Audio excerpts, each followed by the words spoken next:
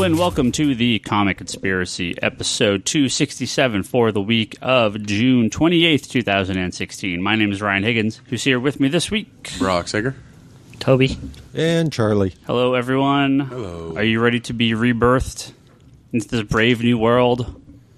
That's just a very wrong term. Yeah. Today's been just filled with wrong terms. So, this is a very special episode. A couple weeks back, we talked all about DC Rebirth. Twice, actually. No, we rebirthed our Rebirth talk. Right. And now we're going to Rebirth yet again. This entire episode is going to be discussing all the number ones and all the Rebirth number ones from DC Comics. So if you have not read those and you don't want to be spoiled, you probably want to skip this episode, come back after you've read all the wonderful comics, provided you can find them. Second prints start shipping this week. So let's get right into it. I have a list here of all the DC Comics, the Rebirth titles that have shipped through June. So we're going to, we'll start at the top, go through these books. We're going to talk briefly about the plot, kind of our what we feel about them. For the Marvel fans out there, and I know you're all just like, oh, DC, what the hell? Not next week, because Bryce is still gone. A week after, we're going to do an all Marvel episode in which we're going to discuss all the number ones up through and including the start of Civil War. So that'll be our big Civil War 2 conversation as well. So keep an eye out for that in 2 weeks. But we can't do an all Marvel episode without Bryce. I mean, we could. You could, but it'd be the worst episode ever. So it'd be like the episode where you talk about Rebirth without me. Also known as the worst episode ever. Yeah. You know, if we did do an episode like that, I'd want to put a recording device in the shop for the next time Bryce walked in the shop. Let's start. That'd be kind of entertaining, actually. So, Toby, I know you're still reading. You've read all the Rebirths. Yeah. You haven't read all the number ones, though. You're still. I read Flash number 1. You've read some of them. Yeah. The rest of us, we've read all of them. I read all of them. As far as I know, but I'm waiting for you to be like, and now I'm going to talk about, when did that come? Did you read Titans? Titans Yes. and Flash. If you read those, then we've had all of them. Yes. So those are the two big ones. Let's start with Superman. Might as well start with the best. Superman, Rebirth number 1 by Peter Tomasi. Actually, before we start talking about these books, we should actually, in case people aren't following comics on a regular basis and maybe listening to this podcast, let's tell them what Rebirth is. About 5 years ago, DC Comics decided to relaunch their titles with a line called New 52, in which they relaunched 52 new titles, new continuity. We had a different reword. De-aged.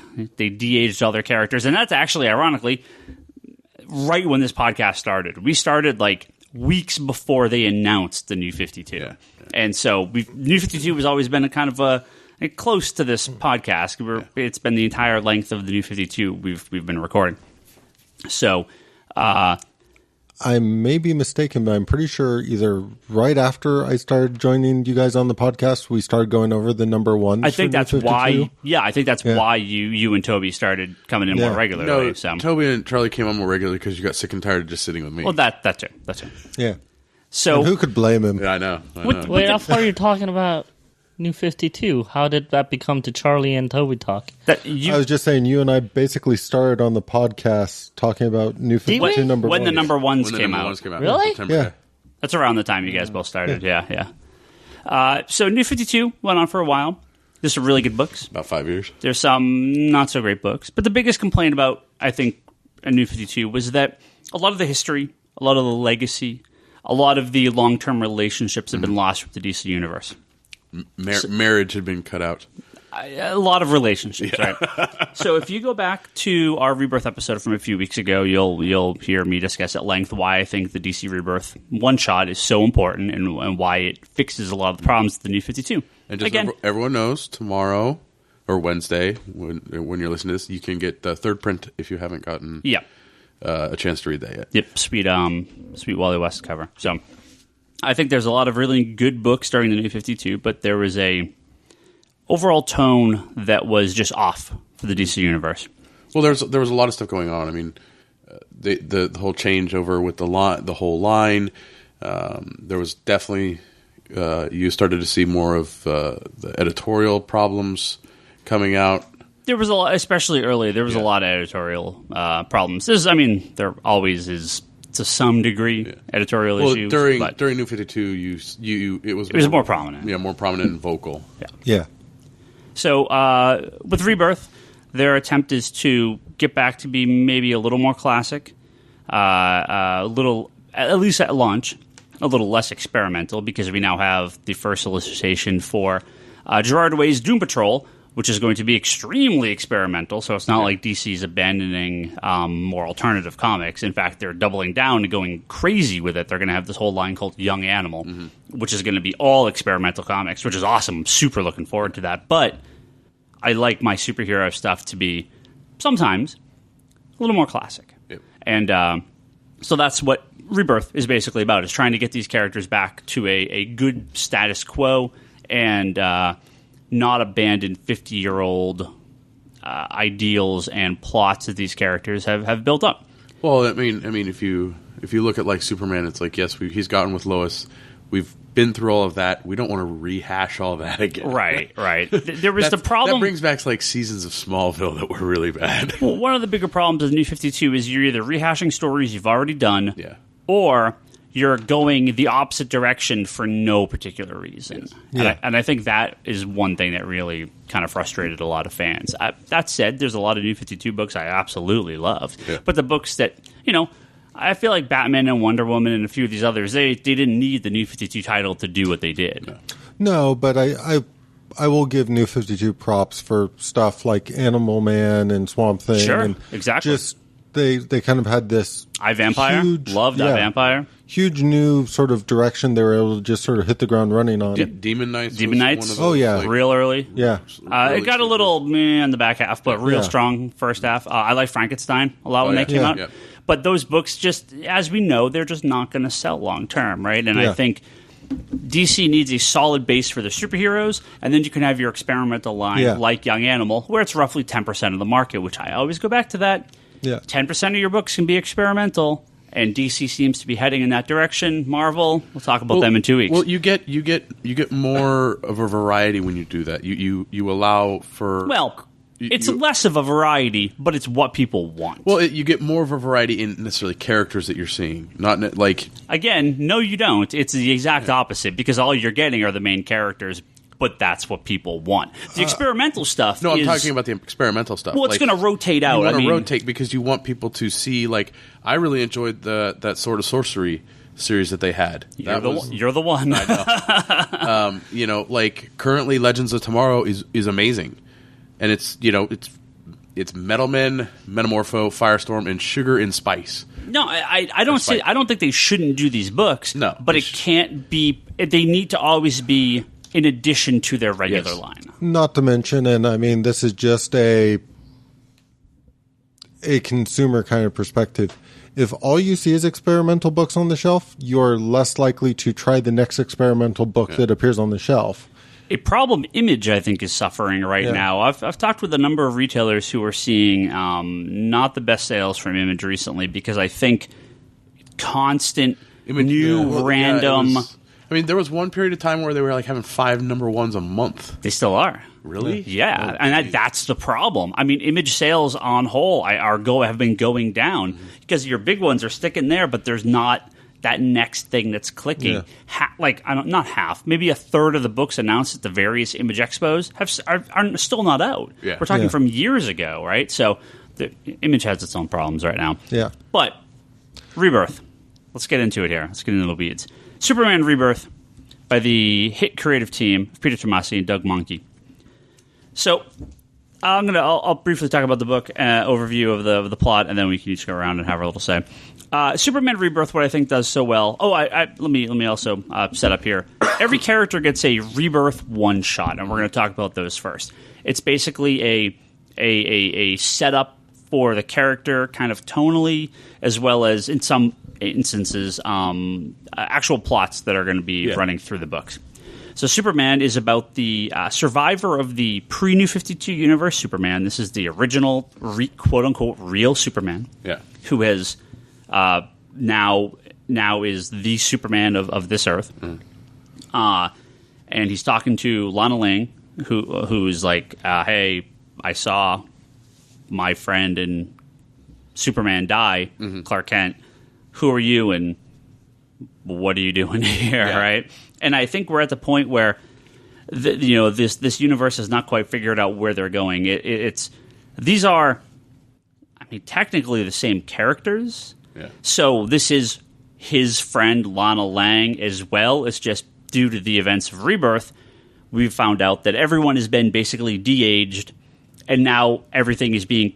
The universe is realizing that there's a problem, so... Well, they're also missing 10 years. They're right. Everyone's been de-aged, and 10 years have been cut out. So now that people are acknowledging this, a number of the books, things are becoming fixed. This Superman is friends with this Lana Lang, but he was removed from... Well, she had all the history with the New 52 Superman. Yeah.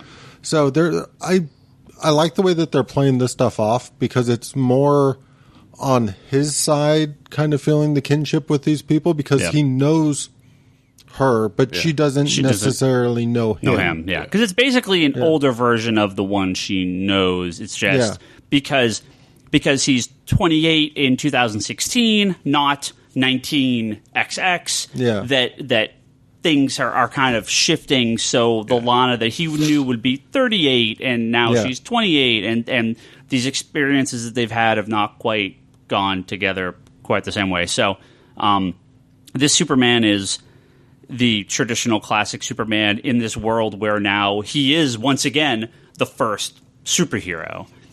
In the New 52, it seems like he was around prior to Batman. Or sorry, Batman was around prior to Superman, if based on the ages. Yeah. So this really is, he is now the experienced, confident, older, mature Superman who has been through the fight with Doomsday and died and come back to life, and that's a kind of a big point going forward. And I guess Superman titles. Just to quickly fill in the history, this Superman basically came out of Convergence and has been going on in the Lois and Clark comic since then. Right. And they're just folding him from that comic into being the main Superman now. Right.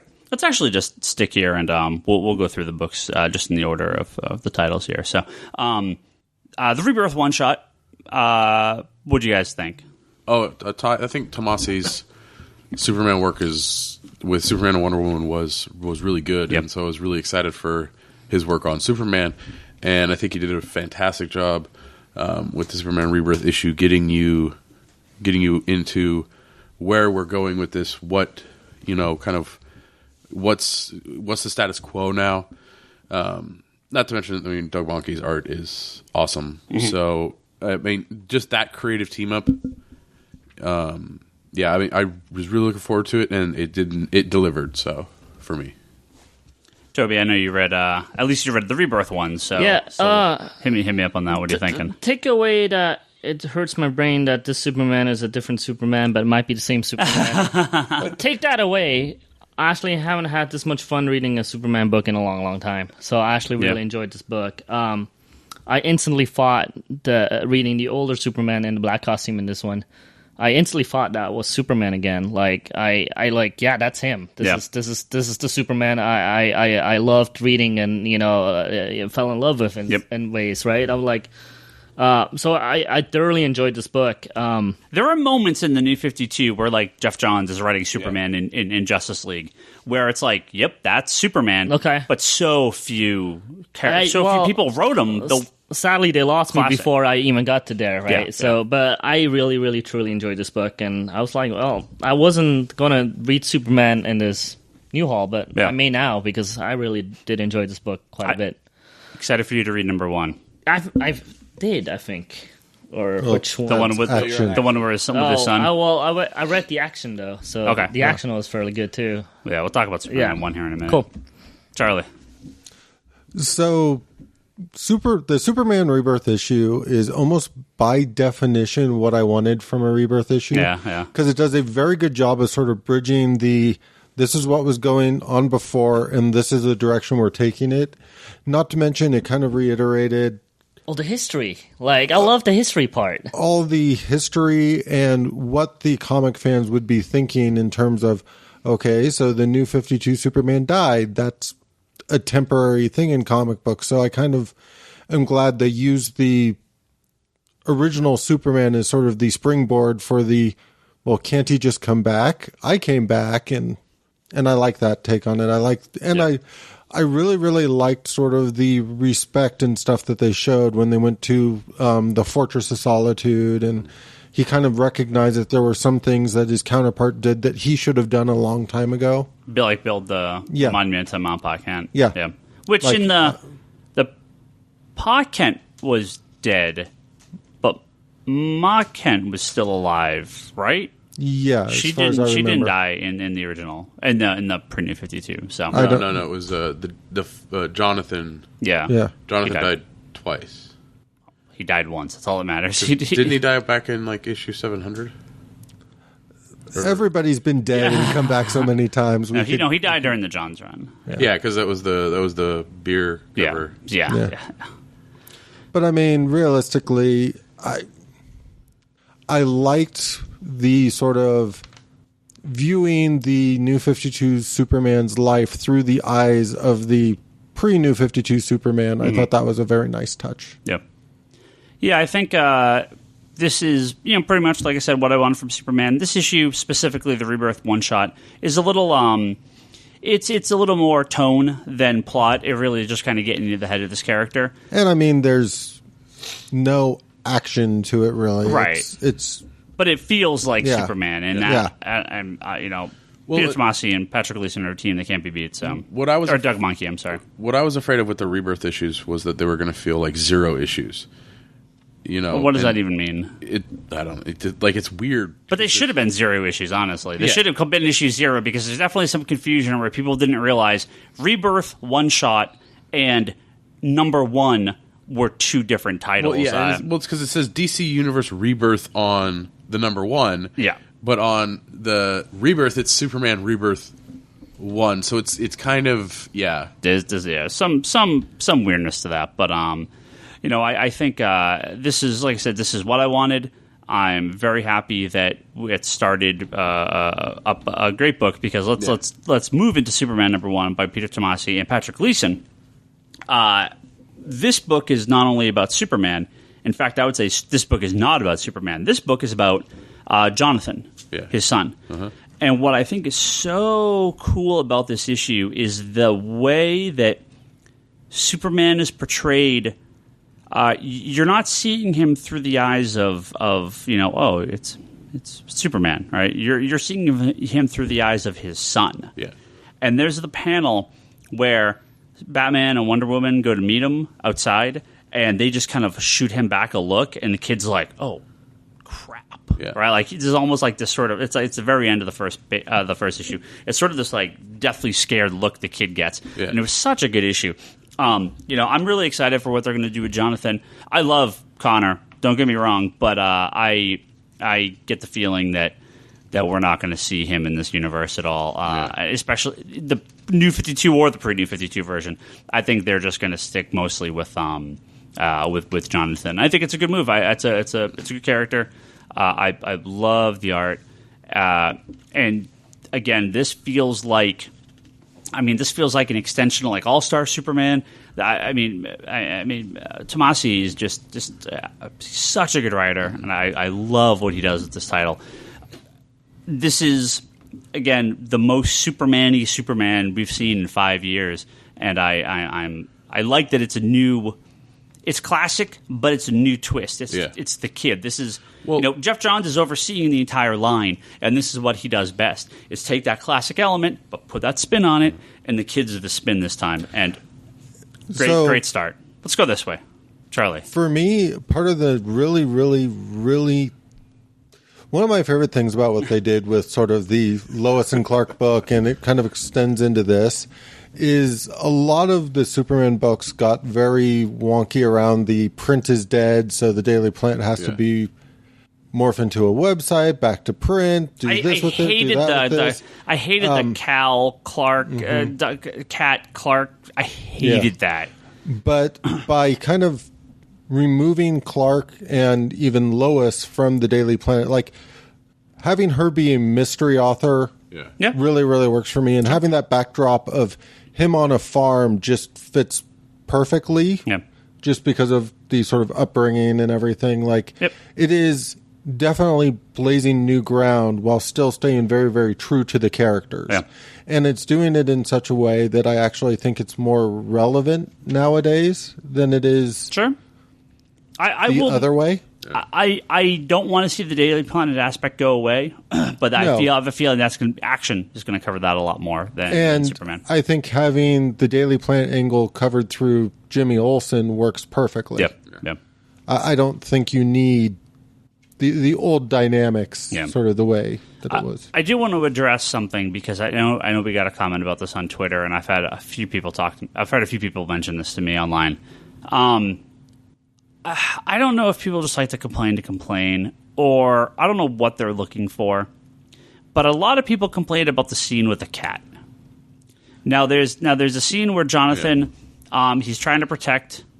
He's got this little kitten this cat that he's like the stray cat that he's protecting, and he doesn't know how to use his power. He's not using anything. He's still learning everything, and they send him outside to play, and a hawk sweeps down and picks up the cat and takes it off into the sky, and he freaks out and blasts the hawk with his heat vision, not on purpose, right? And it kills the hawk, but it also kills the cat, right? I don't know why people are upset at this scene. I feel like it's just people wanting to bitch about something. It's not like this is identity crisis, and it's something that, okay, I disagree, but I kind of understand why people might get upset with this. Like, the point of Rebirth is that these books are going to be lighter, more heroic, more fun in some cases than the New 52, which is a lot darker or kind of grim dark, like that fake dark. But it doesn't mean that everything is going to be perfect. Yeah. This is exactly a lot worse would really happen. This isn't like he did this and now he's going to be a cat killer. Like, I don't know why people get in their head that one negative action is seen as the ruining of a character. This is a period of growth for this character who's experiencing things he's never experienced before. And to write it off because of that one scene, he will probably go his entire life remembering that. Yeah. And putting on the where this is going to go hat for a moment, you know he's going to confess to his parents probably within this first story arc, crying and everything. Yeah. And that's going to sort of put him on the path to, you have to be careful with your powers. You have to learn to control them. It's standard sort of character growth when a character has more power than he even realizes yet. Every Superman story, from the movies to the TV shows to the comics, he's done something. Right? Whether he's knocked some kid out in football, or whether he's burned down the cornfield, or whether he's run through the barn and knocked it over, or something. Right? This is the thing is for me, I really enjoyed this issue 1 because it harkened back to Tomasi's stuff on Batman and Robin. Yeah, exactly. Which was same. Very, very. Which is the best. Which was a very it was a father-son book. Mm-hmm. And you saw these two characters that are now put together in this, this basically the ultimate role in life as a father and son, and just the dynamic that goes along with it. Now, when you come over to this and we're seeing it more so from Jonathan's eyes, I think it's really engaging. And for me, that whole scene was, like you said, it's something he's going to remember for the rest of his life. Yeah. I don't think people realize that even growing up without powers, there are things that you do in your life as you grow up that you learn from, like mistakes you make, like accidentally killing a pet or, stealing or something, right? These are memorable moments that will affect you for the rest of your life, whether you're a superhero or not. And having it's not going to be perfect. It's not supposed to be perfect. It's instead of a car running over the cat, it's he kills the cat. Right. But the thing is losing a pet is a very emotional thing for a child. Yeah. And but that's something that a lot of children go through in life. Yeah. And I think Tomasi did a great job invoking kind of that feeling, that whole. I read it and I remembered. The dogs and cats that I had when I was a kid, and I was like, oh my gosh, like, so yeah. So I think they're just idiots. But no, Tomasi's this really, really solid book. Yeah. Overall. So, did you say you read this one, or? No. Okay. Yeah, I wish I did, though. Okay. So So, a little bit of babysitting I had to do last night. So that's fine. But you did read Action. yes. What do you think of Action Comics? This is by Dan Jurgens and, I'm sorry, I don't have his name in front of me. Pete Zurcher? Is that his name? I read both Patrick- Actions, actually. Sorry, Patrick Zurcher. Yeah. Patrick Zurcher. Yeah, we'll talk about 957 specifically, but you can talk about both issues because both came out this week. Yeah. Or this month. This is Lex Luthor, Superman. It's from the end of Justice League Darkseid War, now patrolling Metropolis, protecting it as champion. Until some familiar faces arrive. What do you think, Tob? I really like this one, too. It's really odd because Superman hasn't been on top of my reading stacks in a long, long time, and I actually enjoyed this one quite a bit, more so for the mystery than anything. With, Clark showing up and Yeah, we have a mysterious Clark Kent Yep. who is wandering Metropolis. yeah, I thought that was cool. And then, the whole Doomsday thing is kind of like back to the classic tribe, so Yep. I kind of like this intro to the book, so I'm thoroughly enjoying it, too. Yeah, the rough plot here is we have the great hero of Metropolis, Lex Luthor, who is now Superman. Who apparently reprogrammed his mother box to say Lex, Lex, Lex. Yeah, Lex. yeah, that was in Justice League. He comes across he's stopping some crime, and of course, our Superman, real Superman, he goes, I can't let this stand. He's Lex Luthor. We know Lex Luthor is a villain. I don't care if he's in the Justice League here because he's been a member of the Justice League for a couple of years now. He's doing something. I have to go stop him. So he flies out there, and he's like, I have to make myself known to the world that Lex Luthor is a criminal. And it doesn't matter what world I'm on, Lex Luthor is a criminal. Unless it's Earth 3, then he's the only hero. But Well, I kind of saw it more along the lines of I can't let Lex Luthor carry the legacy of Superman. yeah, he's going to pull the wool over the city like he always Yeah. does. And so he flies out, and during their little, their little spat, suddenly, we're not sure why, and actually 2 issues in, we're not sure why, and that's one of the mysteries we're going to be finding out. A OG Doomsday is let loose, escapes from a transport. This isn't the Super Doomsday thing. This is like green suit, original Doomsday comes flying out, and Superman and Lex, to a degree, now are fighting Doomsday. So, when I read all the Rebirth, so these are actually Action and Detective are the first 2 of the non-Rebirth issues. These were the first 2 actual first issues to come out. And I love... First issues numbered 900. And first issues of the I know, Rebirth universe, right? but it's probably worth calling out the issue number. Yeah, it's issue 957 for Action Comics. That's the first issue of the new line. It's back to its original numbering. Yes, which is awesome. Which is really cool. On its way to 1,000. I fucking loved this issue. This is the most Superman I've read in 5 years, maybe even longer. I loved these 2 issues, but specifically we'll talk about 957. This just felt like classic Superman. It's not going to be the greatest story you've ever read.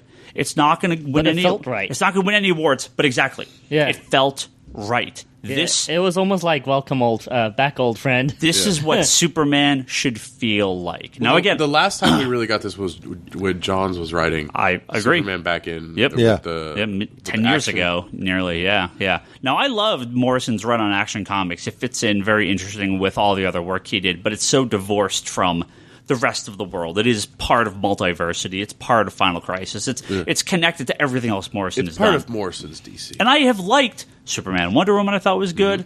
I liked some of the main Superman run. I liked John's run. The art wasn't great. The art really hurt them. But I thought it was an interesting setup. But again, it just never felt... It just wasn't Superman. This is Superman. Yep. If you have been missing Superman, you owe it to yourself to pick up issue 957 of Action and check it out, because this is what you've wanted for 5 years and haven't gotten. Yeah. 100%. Well, more than 5 years. But Yeah. Toby, Brock and Charlie, give me your quick thoughts. Anything to add? So, for me, I actually preferred Action to... I still like the Superman book, but Action kind of delivered that What you were looking nostalgia, it's action with action. So there you go. And yeah, I'm a big fan of that whole Doomsday Superman rivalry and throwing Lex in there, and even the following issue carried it very well forward still. So well, I'm very sold. I think that 957 was a great just point for entry, be it getting back into reading Superman, getting into Superman period. It's just a really good place to start, and the book posed enough questions that you were super curious to know what was going to happen in the next issue. And I would go on to say, not just curious, excited to see what happens in the next issue. And again, that's missing from a lot of comics. The one person that has been carrying this torch the entire time he's been writing comics to make every issue, nearly every issue end with a cliffhanger has been Jeff Johns. Did you notice? It's not that it's not necessarily it has to be a cliffhanger. It's more so it's the thing to get you into the next issue. Have you noticed that every single one of these issues, not so much the Rebirth one-shots, those are not supposed to really be like that. Not in every case. They've all had this method. I have to assume this is Johns from up high saying, this is how you end. Every issue must end on a hook for the next issue. I have read so many comics where the last page is just bleh, and there's no hook to read to the next issue. But I remember these last pages. I remember that page in Superman with Superman standing in the doorway being like, "We need to talk." Right? Like I remember that. All these issues have this, and it's such a no-brainer. You know, the Doomsday come bursting out in action. And the thing is like even it doesn't need to be the cliffhanger because when this transfers over to trade, it's just trade paperbacks. Well, no, hold on. This is written in single issue format. It's single issue format. But when you go to reading in trade, it doesn't break it up. It's not like, oh, this is the end and I'm moving on. It flows naturally once you see it in the final format. You can have the end of story arcs kind of wrap up, but you should still have a hook for the next issue. Exactly. And each issue to issue, people don't understand the flow of how comics work. You need those last page shocks, those last page hooks. You have to have the teases. You have to have the things. You have to have those little nuggets that Johns is well known for. And I mean, I understand from Marvel's aspect them saying, I mean, they do on some of their books. Obviously Captain America #1, right? Huge last page teaser. And that's something I wish Marvel did more of. They do it so irregularly. So it's probably been since one of the early issues of Wonder Woman where I got to the last page of a book and I immediately had to text Ryan like, holy crap, did you see the last page? Yeah. But that's every Johns book I read is like, did you see the last page of insert Jeff Johns comic? That is what, and that is comics. That makes you want the next issue so badly. They're serials. They're things that you know, yes, they're supposed to get you reading and interested. And, you know, yes, there is something to say that it's kind of written, you know, TV-esque in how we see TV shows, but some of the best comics I've read have... They're not TV. It's not TV, but like some of the best comics I've read have that teaser at the end, or if it's not a hook or like a cliffhanger at the end, there's enough that they drop these little things that you're like, ooh, what's this? What is, you know, it puts a question in your mind. Versus like, oh shit, I need to read the next issue. You know, using these tools, I think, is very key in having a successful book. So let's move on here to Batman Rebirth #1. This is by my guy Tom King. Oh boy, Tom King, you're the greatest. Tom King, Scott Snyder, and I'm gonna butcher this guy's name. Mike. It was Janin. Yeah, sorry, Janin. So I think Batman. You get a chance to read that, Toby. Yeah. I think Batman Rebirth gets a little bit of a bum rap on the Rebirth list because this book was fantastic. It is a. I don't want to say quieter. It's a little more tonal than plot, but it is setting up Tom King and kind of how he writes Batman. They've tweaked their relationship with Alfred a little bit. It feels like they're dropping all that Penny One stuff, which I never that part of the Scott Snyder run I never liked. But it's Batman day-to-day fighting, Calendar Man, real creepy new take on Calendar Man. Introducing Duke Thomas, right? That's his last name? Toby, because that's your guy. Yeah, Duke Thomas. Yeah. That's from We Are Robin. Yes. Yeah. And he's not going to be the new Robin, but he's going to be another Bat family character. And he's sort of getting introduced to the, hey, exactly, how the Bat stuff works. He's got this, like, black and yellow Bat costume. So, you're going to hear a broken record of me because this was amazing. This book was so good. It was a great little one-shot Batman story. I don't know what else people want. It's Batman. I think what people didn't realize when they picked this up and read it is, we've read the Superman Rebirth, we've read the Rebirth issues, and we've said that they felt like a Rebirth. They felt like they gave you some of the classic and got you ready for what's coming next. I think this, when I was reading it, I was like, at first, when I went through and I read it, I was like, okay, I'm excited, but there's something that I think is not going to click well with people. And then I realized this felt more like. So remember when when we would see a Star Wars trailer, and you would get that scene that you'd see for a second, and then it'd go away, and then it'd go to another scene, right, with like the music and all that. So you're like, ooh, ooh, ooh. So a trailer. But this feels more like. It's more extended, like we're coming in and you're seeing a little portion here, and we're going over here and you're going to see another portion here.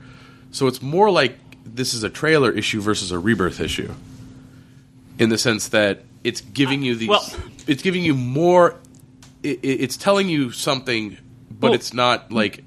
Like I said, it's more tone than story. Yeah. But I feel like Batman wasn't broken, so you don't need to have a Rebirth Batman. You just have to have a good fucking Batman comic. And this was a good fucking Batman comic. I think that's just... I love the Rebirth issue. Yeah. So for me, and this isn't to say anything bad about it, but it felt more like an annual in that way, where it's just a good, solid one-shot story. Yeah. It kind of fills in this new take on Calendar Man that was really spooky in a lot of ways. Yeah, really creepy. But I also kind of liked. So it works. It's actually a very good, strong one-shot story. Yep. But it doesn't really.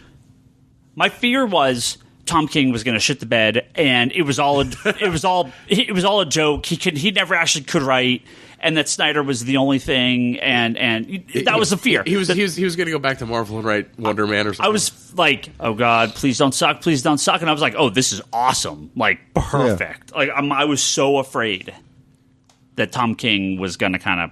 Honestly, I wasn't afraid. I wasn't, so. but it's like, but how do you live up to Snyder's run? That's the thing is like it's Johns. It's who's coming after Johns, who's coming after Snyder. It's always scary. It's always a scary time because you don't know. I know. I trust Tom King. He's amazing, but you don't know. But here's those are the t-shirts we need. Vote here's Tom the King. Thing for me, and I mean this isn't to downplay Snyder because I really like Snyder, but. Since Snyder's been on Batman, we've had a lot of good runs on Detective. Also, we've had a lot of good runs on Batman and Robin, as you said. Oh, Batman and Robin is secretly the best New 52 title. So, like for me, Tom King's a good writer, and we've had a phenomenal 10 years of Batman or something right now. Like between Morrison and we've had like 20 years of good Batman. 20 years of good Batman. We've honestly had like 40 years of good Batman books. I mean, Batman has not been bad since I've been reading comics. So either way, I'm until they put like Vendetti on Batman, I think I'm safe. So, well, that's just your Green Lantern. That's just your tainted Green Lantern. Yeah, I know. So he's the first name I could come up with. So you're a big fan of not Batman, but of the other half of this book. Yeah, I'm excited for him. Is he the one that survives from We Are Robin? I actually didn't finish the end. Yeah, but I mean, do you think he's the one they'll keep around? Oh yeah. No, he's definitely one of the strong characters. But besides him, I mean, it was a cool issue, but it was okay, right? I'm not disliking it. But yeah, I'm looking forward to more. But it was okay issue. The art is all right.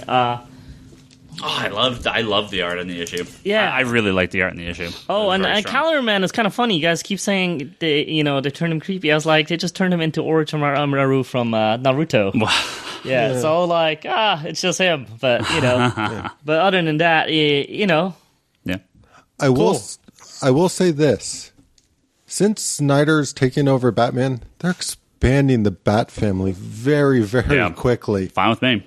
yeah. I do hope that Duke keeps his street level stuff still, though, because that's kind of what always made it interesting for me. So I kind of want Duke maybe be the street level insider guy that maybe hears things that other people won't. Well, in Batman 1, we'll talk about this in a minute, but they kind of play him up like Oracle a little. Oh, okay. He's kind of helping Batman on the computer and helping him and telling him where to go and stuff. So Yeah. Charlie. You started to say something. Sorry. No, I was just saying they really, really expanded the Bat family. Yeah. And especially as they're restoring more and more members of the pre-New 52 Bat family, like the Bat family's kind of huge now. I hate the name Orphan, but I guess we'll talk about that in Detective in a few. Well, I just flipped through it real quick, and the scene where he's hanging from the helipad, just like, I like that. and having like a conversation, you're just like, That's Batman. Yeah. Let's move on to Batman #1. This is the actual ongoing title by Tom King and David Finch. I want to hear what you guys think of this issue first. Batman, through the course of the issue, saves Gotham from a plane hitting it. And then, again, that last page, shock, we are introduced to two new characters, Gotham and Gotham Girl, kind of flying Superman-like, Batman-like characters. Maybe it's Batman from Zur-En-Arrh. ooh. What do you guys think of this issue? I want to hear what you guys think first.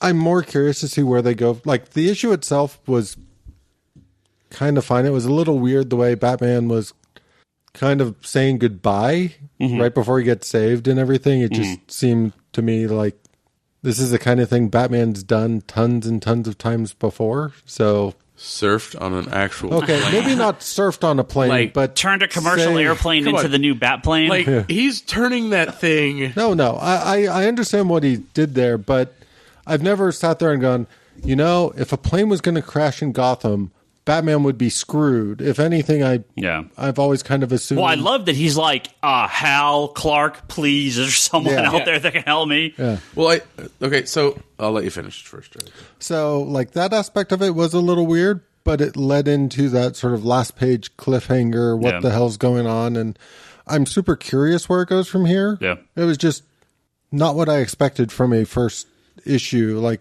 from a issue 1 starting the new series. It was surprising. Let's put it that way. Yeah. Brock. I fucking love this issue. Like, holy shit. Like, I was just like, you are dropped right smack dab in the middle of Batman being a badass. Yeah.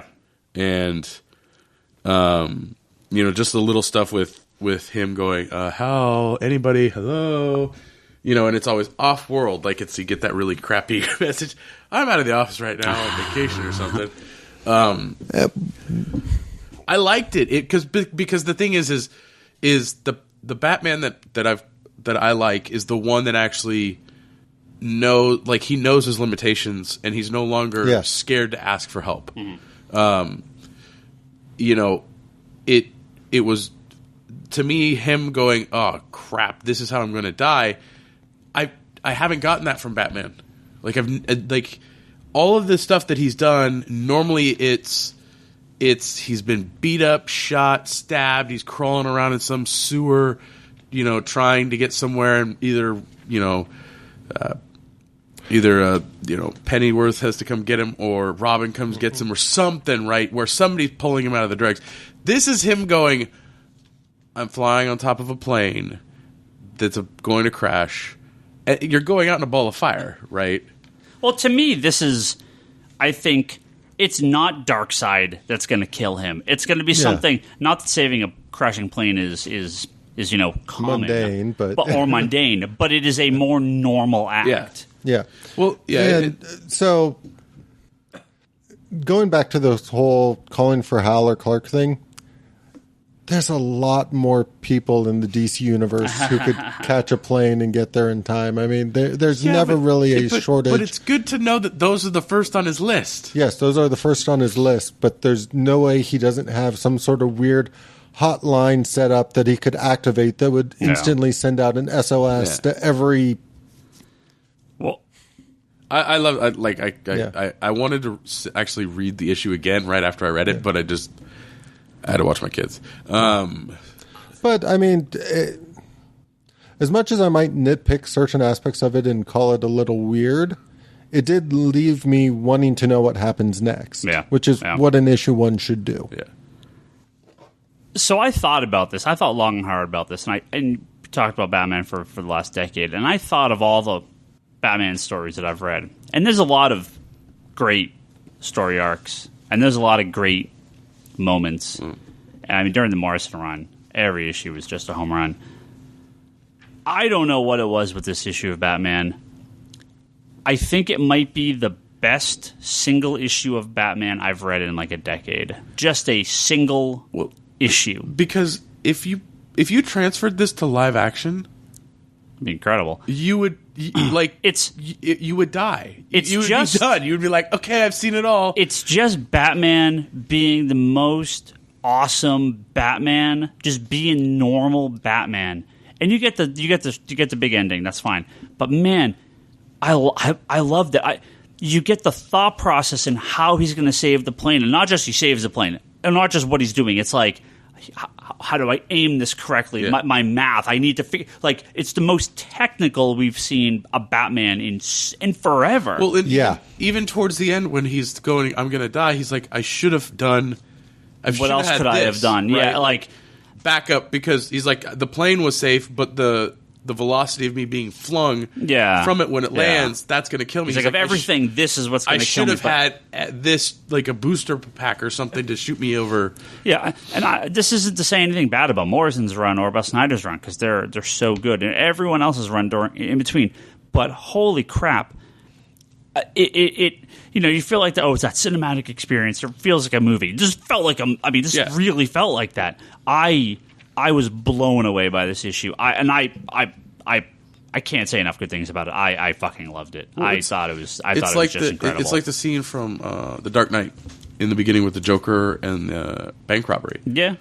I think I've watched that scene so many times just because of it.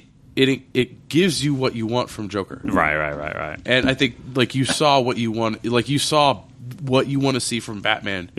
In this. Yeah. So not to turn this into a 2-hour podcast, let's get through a few of these a little quicker, but I don't want to dismiss Detective Comics 934, which is the first issue of Detective, by James Tynion IV and Eddie Barrows.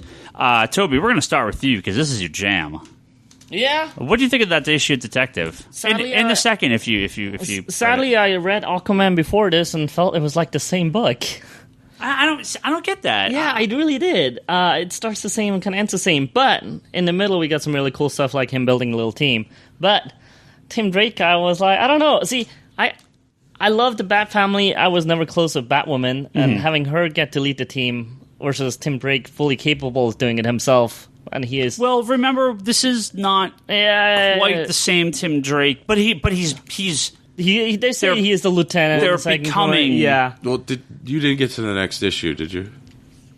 Second issue is really good. Okay, no, not they're yet. both really good, but okay, because a lot of that stuff is actually they kind of address like those issues that you're having in that issue, and I'm like, was it the second issue where Batman's like, "You're always Robin to me"? Was that the second part, or was that the first part? second? Okay, that was the second part. Yeah, that's a really good scene. Yeah. Well, and what Tim is going through, yeah, in that, because that's partially why you kind of don't see him as the leader of this team, but I like that. Oh, come Batwoman on! Spoilers back. Batwoman's back. I hate the name Orphan. I wish they call her Black Bat or any other name. But I love Cassandra. Putting Clayface on the team is genius. I'll take this as a version of my Batman and the Outsiders. Sure, that's exactly what it is, right? Yeah. We'll just kind of roundtable this and a few others here, catch up, so we can talk about some of the other big ones.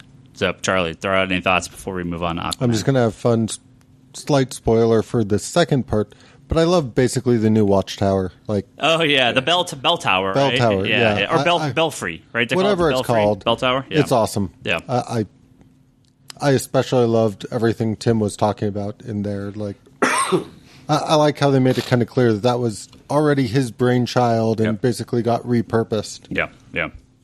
So not to again, action and detective. I read those two. Those are the first ongoing major stories, and I'm like, these are great. Not to dismiss and detective for the last couple of years, but this I like this attempt. Batman's Batman, Detective's the team book. Cool. That's a great setup. We're sold out of we're sold out of a lot of these books. Aquaman Rebirth #1 and Aquaman #1. We'll just kind of throw these guys together because they do basically just continue straight into each other. Aquaman #1 by Dan Abnett and Oscar Jimenez, and Aquaman Rebirth #1 by Dan Abnett and Oscar Jimenez. Aquaman #1 by Dan Abnett and Brad Walker.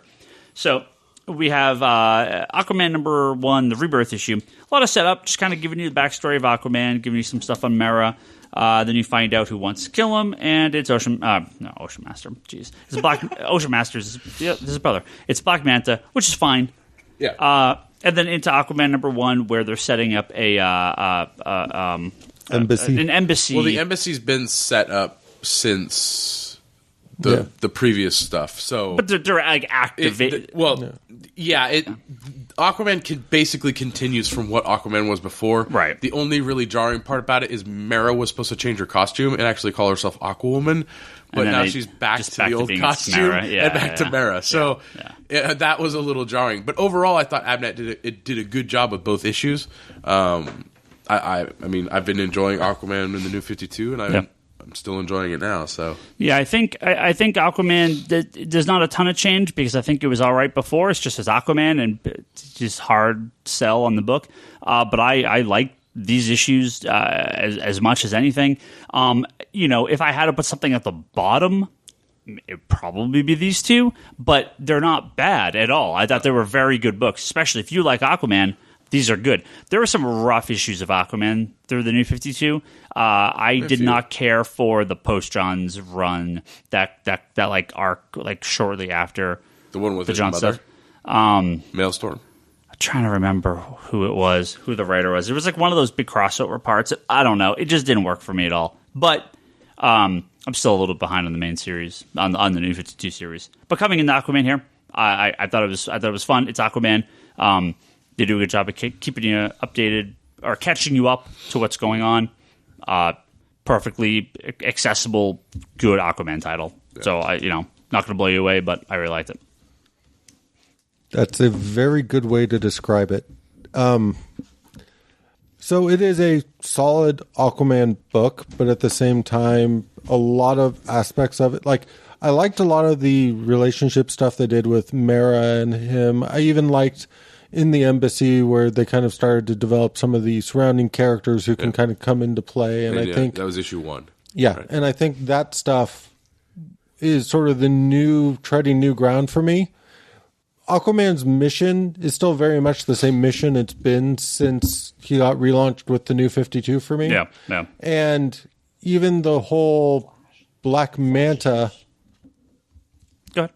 The whole Black Manta aspect of it felt like that's exactly what John's delivered during his run. So that aspect of it didn't really feel like it was treading any new ground. I felt like I had already read those parts of it, but there were some hooks in it that kind of felt new and something they could build up on. Right.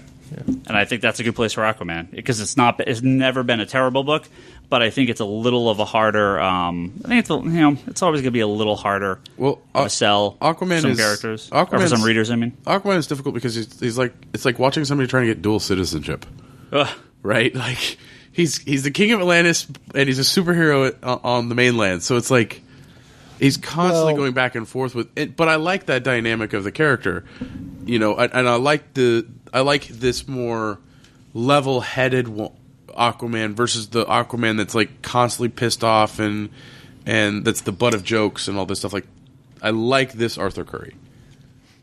Yeah.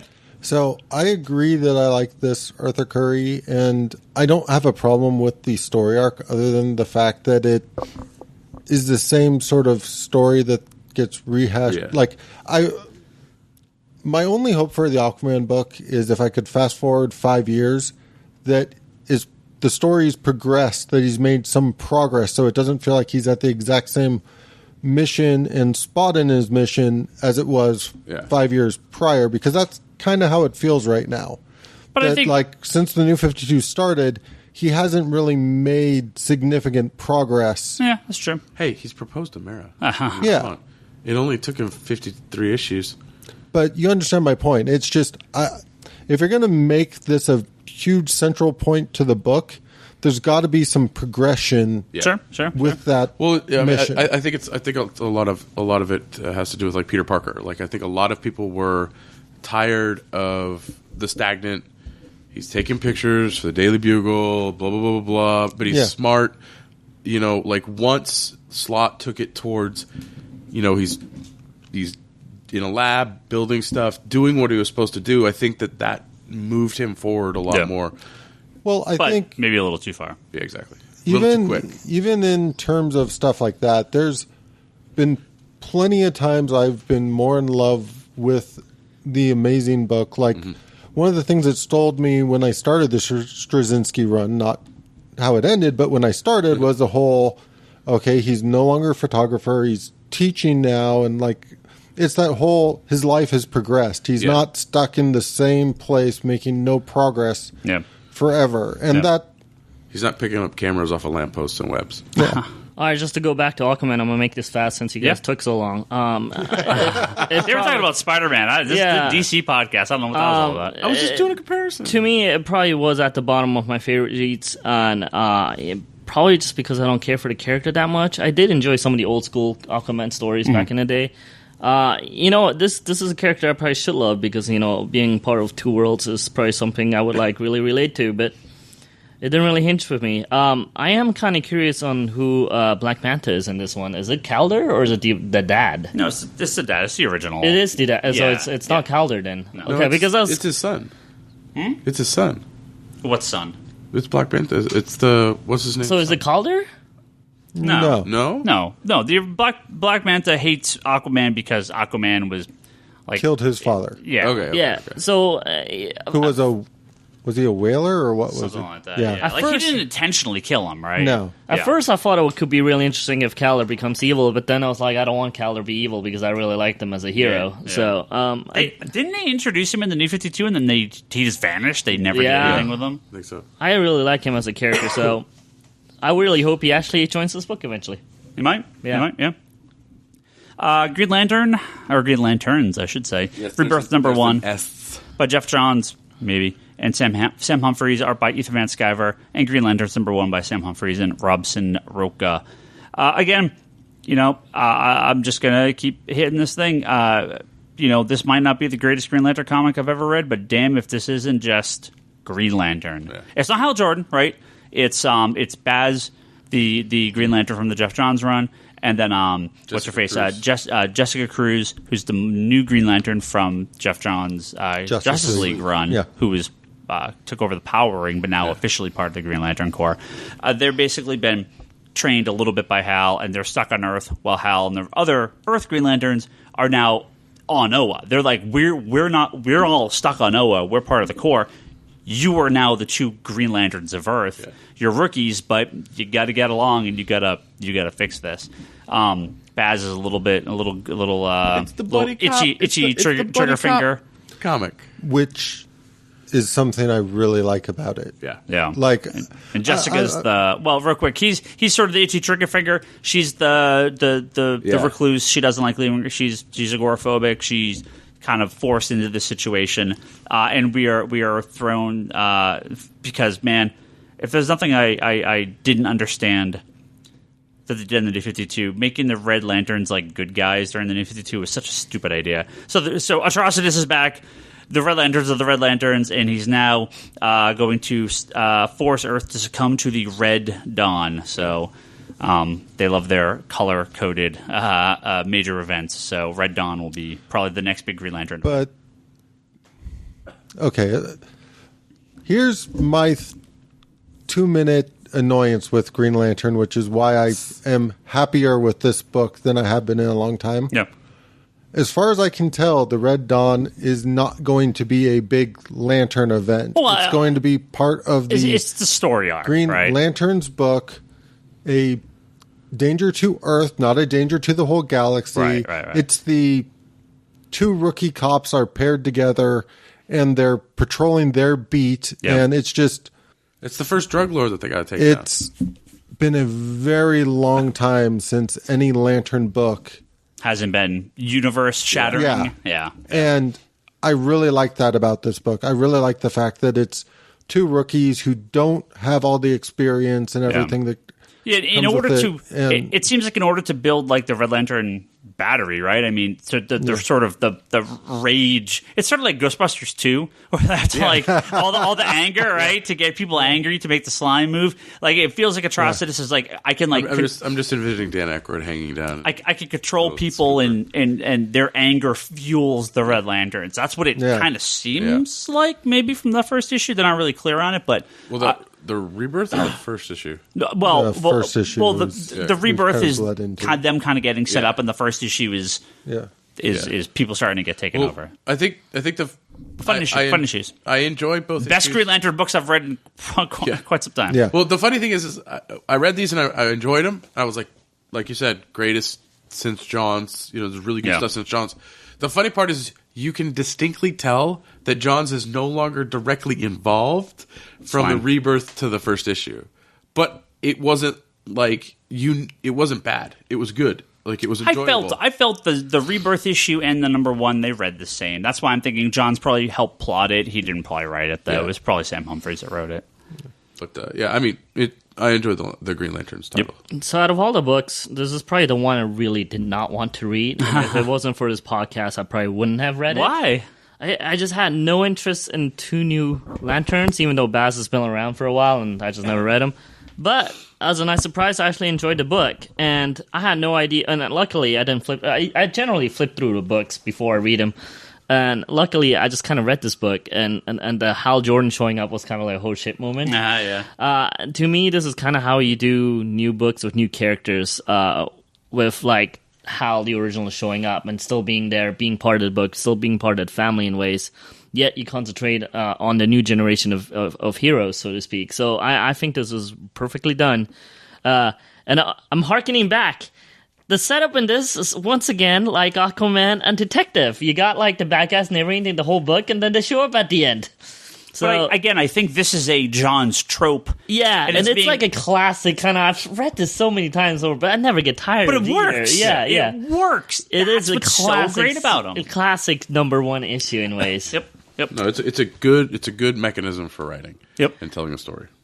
But I really actually do care about these two characters, which before reading this book I really did not. So it did a really good job. So yeah. Well, I like it too. What I like too is that the number one and the Rebirth were about Jessica and Boz. It wasn't about Hal Jordan shows up in this issue. It was about these two characters. Well, he did show up in the issue. No, but like when you pick it up and you look at it, it's them. Like they're the most important things on the book, not guess who shows up in this title, right? Sure. Well, I'm happy to have a Green Lantern book that I like. So 2 issues in, I'll take that. Let's move on to Flash, definitely one of the more best-selling titles. You can argue it's the most important. Sorry, I stole your copy here, Toby, because we sold out. I don't have a shelf copy. But real quick, Flash Rebirth number 1 by Joshua Williamson and Carmine Giandomenici Meniso. And I will not pronounce that name again, but he wrote Flash number 1 as well as written by Joshua Williamson. So this was picked up by Bleeding Cool the day before release and said, this is actually Rebirth issue number 2, right? DC Rebirth number 2, which I kind of disagree with, but it does. Half prequel, half sequel. Right. It is talking about Wally and Barry, sort of their history, gets into the elements of Rebirth, where they discover Comedian's Button. Yeah. They're talking about this threat that's coming, or that has screwed up the world. But then Barry's like, well, Wally's going to go do his thing. He's got other people to go talk to. I still have my life, so I'm going to go this way. And that's where Flash number 1 picks up, where we're introduced, again, just a pretty classic Flash. Oh, there's like a weird part in the first issue with Reverse Flash, where he shows up and he's like, I'll see you soon, and he just like kind of takes off. Like I'm sure that's just sort of foreshadowing some upcoming thing that they're going to deal with. But the first Flash issue just deals with Barry, and he's stuck where a Star Labs, again, just not big life-threatening or world-shattering event. It's just fire on one side of town, Star Labs truck being held up on the other side of town. Yeah. Can I do both at the same time? He goes to the fire, puts it out, saves everyone, runs over to Star Labs, the truck, just too late to save a guy. I think the Black Hole is what they call themselves, I believe. Let me double check. I believe he said there's the Black Hole. So the people that are trying to hold up Star Labs, they come. I believe this is Black Hole. I can't find it here, but something like that. And one of the guys there from Star Labs gets blasted. No, well, it was a off-duty cop. Or one of his police officers. Sorry, Yeah, not Star Labs. One of the police officers that was. Toby's right. It's his name's August. Yeah, gets blasted by a bolt of lightning. Lightning with some sort of other. Seems like Speed Force. He's been exposed to Speed Force before. But there's something else there. There's something else that is happening past just him being struck by lightning, and now it appears that he is has been blasted with the Speed Force and gaining potentially some sort of speed powers or something. Again, not going to be the greatest single issue of Flash ever published. I'm not saying it's bad. I'm just saying like it's just a good, solid, just good start, interesting setup. Where do you go from here? Some cool new villains, some classic elements in the Rebirth issue, and just I like the art. The art's very different. It's very dirty. The lines are very like some harsh lines, some sharp lines. I really like it. Yeah, Black Hole. Yeah, thank you, Brock. And this is, I've liked the New 52 Flash title on and off. I think there have been moments I haven't liked the most, but I think this is, again, just another solid comic in the Rebirth line. I really liked it. And you guys can talk around these couple issues real quick. Flash is another one of those titles that I loved what they did with Manipul and stuff in the New 52, and after he left, it's still been pretty solid. I could read and enjoy it, but this is better than it was towards the end of the New 52, but it doesn't have the Manipul hook for me in terms of like the art and what he was doing there when it started. But no, there's a lot going on with the Flash, and just like coming out of Flashpoint, Flash is a central character again. Yeah. In this event, especially with the connection to the Speed Force and everything. Less so, maybe the big story in this issue. The thing I liked about it most is him and Iris. Yeah. Oh yeah, which we're going to talk about Green Arrow next, and we'll talk about that a lot. It may not have been the greatest single issue of Flash ever written, but it feels like the Flash. Yeah. It feels like classic. Even though the relationship is not fully formed yet, we are getting the formation of this relationship that they really haven't had in the New 52. And one of the things that I like about the ripple effect that Rebirth seems to be having is it's causing a attraction between characters where there should be one. And now this is the whole thing that because of this, they're saying because of this 10-year cut, these things never really formed right. Yeah. So Toby, you gave me an eyeball when I said I like the art. I know you don't like the art in this. Yeah, no. Too Vertigo for you? It's a little too messy. I like that though. Not always, but I like it. Yeah, but you hate Pachalo, which is as messy as it can get. No. I hate Pachalo in certain titles. I don't think he works for an X-Men or Spider-Man book, but Doctor Strange, perfect. He reminds me a little bit of Kenneth Rocafort. Yeah. This art. Well, I know you like Rocafort. I do love Rocafort. Here's my thing. It's a little two-sided. I actually like his action pages. Yeah, I think it's really very and kinetic. those are really, really well done. I just don't like his still pages. Sure. So I'm sure it will grow on me over time. Yeah. I really, really enjoyed the Rebirth issue. And, you said it shouldn't have been number 2 or part 2 of the Rebirth book. I mean, that was just what the internet I was actually saying. kind of felt like some of the stuff in here should have been in the Rebirth book, and along with Titans. I think it should have been like a mini graphic novel, and I would have enjoyed it tons more. Reading this and Titans together, I would have really, really, really, really liked Rebirth. So to me, it was like, okay, now. Yeah, we're going to end on Titans, so we'll talk about that. Yeah, in a few, now we, I'm really, really excited. But I really enjoyed the Rebirth book. Number one's, the fire thing was cool, but when I read it, I was like, so on it. But so I actually enjoyed this one, the Rebirth, over number 1. But we'll see where it goes. All right, Brock, did you have a last? The whole. We'll get on the Titans part of it, but the Flash Rebirth issue, I didn't really feel like it was number 2 for the DC. No, like I said, it's not. It's just people. It's the direct continuation of a couple panels. Elements, and that's the thing is I like those that. elements. I kind of wish were in actually the first issue. Yeah. I actually like that they put it in the Flash title because it's kind of like, okay, we're not. Well, I think Flash Rebirth should have been a Flash book. The first one? The single issue Rebirth. Oh, okay, yeah. I think the Wonder Woman stuff should have been out, and it should have been just a Wally story. And no, I just that's my own. That's what I feel that book should have been. Now, if there's a surprise critical hit, it's been Green Arrow Rebirth #1 by Benjamin Percy and Otto Schmidt, and Green Arrow #1 by the same creative team. I've always loved Green Arrow. I actually own every single solo Green Arrow comic. Longbow Hunters to current. Really? I own every single comic he's ever. I might own every single comic he's ever appeared in. But I own every single issue of Green Arrow, right? And I never thought that I was a big Green Arrow fan. Yeah. I have a poster that I spent. Let's not think about how much money I spent getting most of the cast of Green Arrow to spend. It was so much fun. It was so much fun. I have every single single Green Lantern or Green Arrow comic that's ever been published. Apparently, I'm a really big Green Arrow fan. I never thought about this, but I am. Are you coming out on this podcast?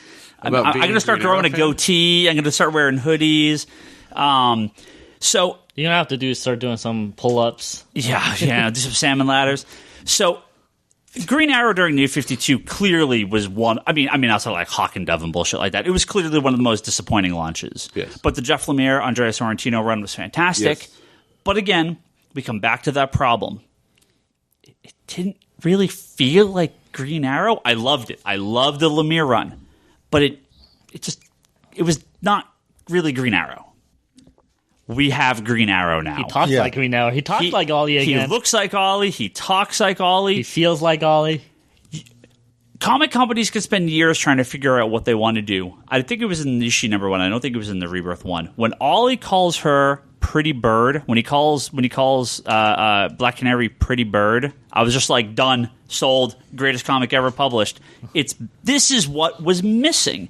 The fact that Green Arrow and Black Canary literally have had like one appearance together in all the New 52 is just a fundamental flaw in their thinking of, if we do it just the opposite, it'll be interesting. And no, these characters belong together. And I like the fact that they're not shitting on the New 52. They're like, yep, she was in a band, she was doing this tour thing, she was with the Birds of Prey, but we're just going to now move them this way. They meet, and they're like instantly connected. Why? It doesn't matter. It's just because they're Green Arrow, Black Canary. This is the way it should be. And I loved these issues. And Otto Schmidt, this artist, I don't know where they found this guy. Holy crap. He's got this like kind of like animation, real, like I want to say like almost like, I think like if Bruce Timm got a little dirty and drew a comic book, like this is what it would look like. Like it's rolled around in some mud drunk Bruce Timm. It's got like it doesn't look like Bruce Timm's art, but it has that. Do you know what I mean? Like I feel like it sort of has kind of got that streamlined style that. Yeah, just like a dirty version of it. And I love these two issues, and it's just Ollie being the hypocritical, I'm a millionaire who's against the system. You know, I thought that was awesome. But they make fun of him about that, it's right? like, you are the Mando. Yeah. Like, no, I'm not. Yeah. I love these issues. So the Lemire run, just to sort of talk about, that was trying to take Green Arrow even closer to Arrow the TV show. Right. This is them just going, you know what? We're not going to do Arrow the TV show. I don't mind. This is like if Arrow was Green NBC. Arrow. Right. If they wanted to keep Diggle, it's fine. I like the daughter. Sorry, I like his sister. Emiko. Yeah. I like her. I like the elements. So don't ditch those elements. No, but what I'm saying is they... Talking about sort of the retreading, because I mean there is a little bit of retreading here, but it's nice to see the characters feeling each other out again, and really not being able to felt her out again. Yeah. And again, it's a little more tonal than plot. You have the plot of these like kind of vampire people that are kidnapping homeless people and children, but which is cool plot. Want to see where it goes, but the tone of this book, this is Green Arrow. Yes. So, yep. Toby, Brock. I mean, Anything for me, this was the bottom of the Rebirth deck. Really? Yeah, it was the bottom. It wasn't bad. Wow. It wasn't bad. Okay. I didn't really read any Green Arrow before the New 52. Sure. I've always had an interest in the character. And the only exposure I had was the Green Arrow or Green Lantern Green Arrow stuff from way back in the 70s. Okay. Which that was great. Good stuff. You know, Black Canary's in that as Yep. well. Yep. Great Neil Adams. So when I got into Dan Jurgens' New 52, I was like, okay, this is not good. And then it wasn't. Lemire and Sorrentino picked it up, and it's fucking amazing. I liked how dark it was. I liked how, because coming off of the Arrow show, it was nice to kind of see a little bit darker tone to what Green Arrow was doing. But there was, like you said, something missing. Mm-hmm. And they did a great job in this of balancing out him wanting to help more with his daytime persona and his relationship with Black Canary. The only issue I had was it dumped, just like on you. Like, hey, boom, they're back, and it's fine. But totally the fine. Thing is, I have no problem with that. But that's the thing is because you've read all that stuff, you've had that history. You know these two. I know these two characters, but I want to see a little bit of buildup. No, this is. I mean, he's literally. You know, Green Arrow bangs on the first date. Okay, well, come on. But I like her influence on him. Like she gets him to shave the beard off. Yeah. The art style, I think, is okay. It's just right now going from daytime to nighttime. There's a little. For me, it's a little jarring, just especially with how the tone of the book is.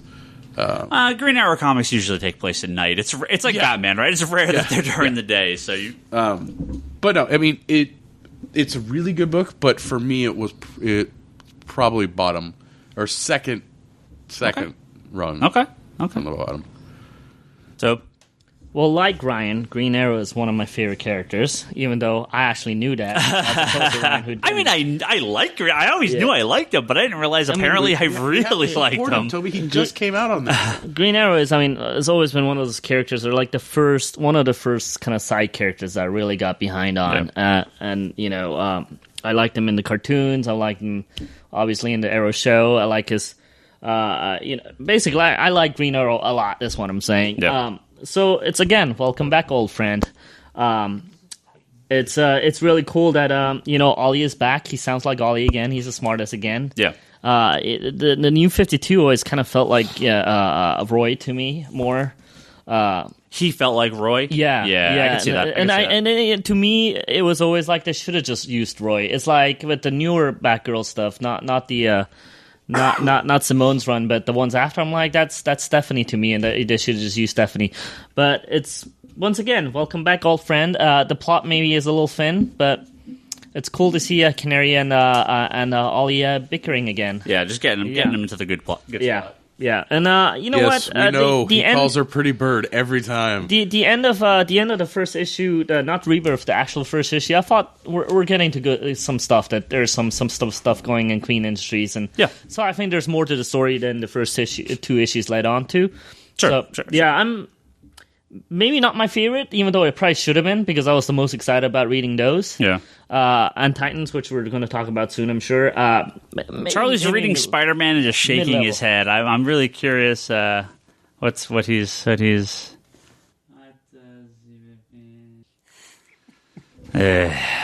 Marvel. Oh, Marvel. We'll talk about you guys in 2 weeks.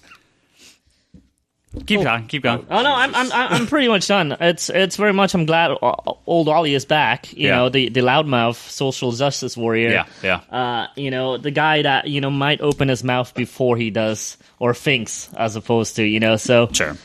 yeah. All right, Wonder Woman Wonder Woman Rebirth #1 by Greg Rucka and Liam Sharp. Wonder Woman #1 by Greg Rucka and also Liam Sharp. Paulo Siqueira also art on that Rebirth #1. Now, I actually really liked Rebirth. I'm sorry, Wonder Woman pre-Rebirth. I really liked the Ryan Azzarello stuff. The new it's 52. What's up? The new 52 stuff. Yeah. Less so the back half, but I really like the Azzarello stuff. So I'm curious what Rucka was going to do. I think his run was good, not my favorite ever when he was writing it in the mid 2000s, but I liked it. I liked it a lot. Covers? He did have really good covers. Yeah. Weren't those Adam Hughes covers? No, the Adam Hughes covers for Wonder Woman were way before him. Oh, okay. Well, I shouldn't say way before him. I think. Right. Literally, right before. Yeah, it was before his run, right? Yeah, and then we had the other painted covers when Rucka was doing it. Right. I can't remember who the artist was, but and I think Rucka started his run with the one shot too. The graphic novel, straight to graphic novel. Hikatea. Yeah, which was a really good book. Too. Yeah.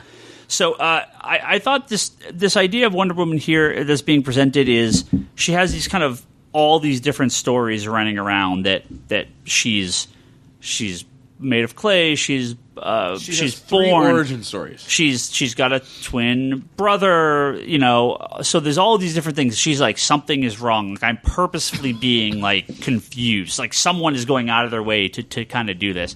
So we kind of get a little bit of a different setup here for Steve Trevor, who appears to not quite be. I mean, I can't tell if he's still part of Argus. Do they say he's? I thought we only had him when he was landing on the island. I didn't actually thought he was in the book. Did I miss something? Yeah, he's big? he's the guy that's... No, it's in issue 1. Oh, sorry, it's in issue 1. Yeah, not in the Rebirth one. Oh, okay. Yeah.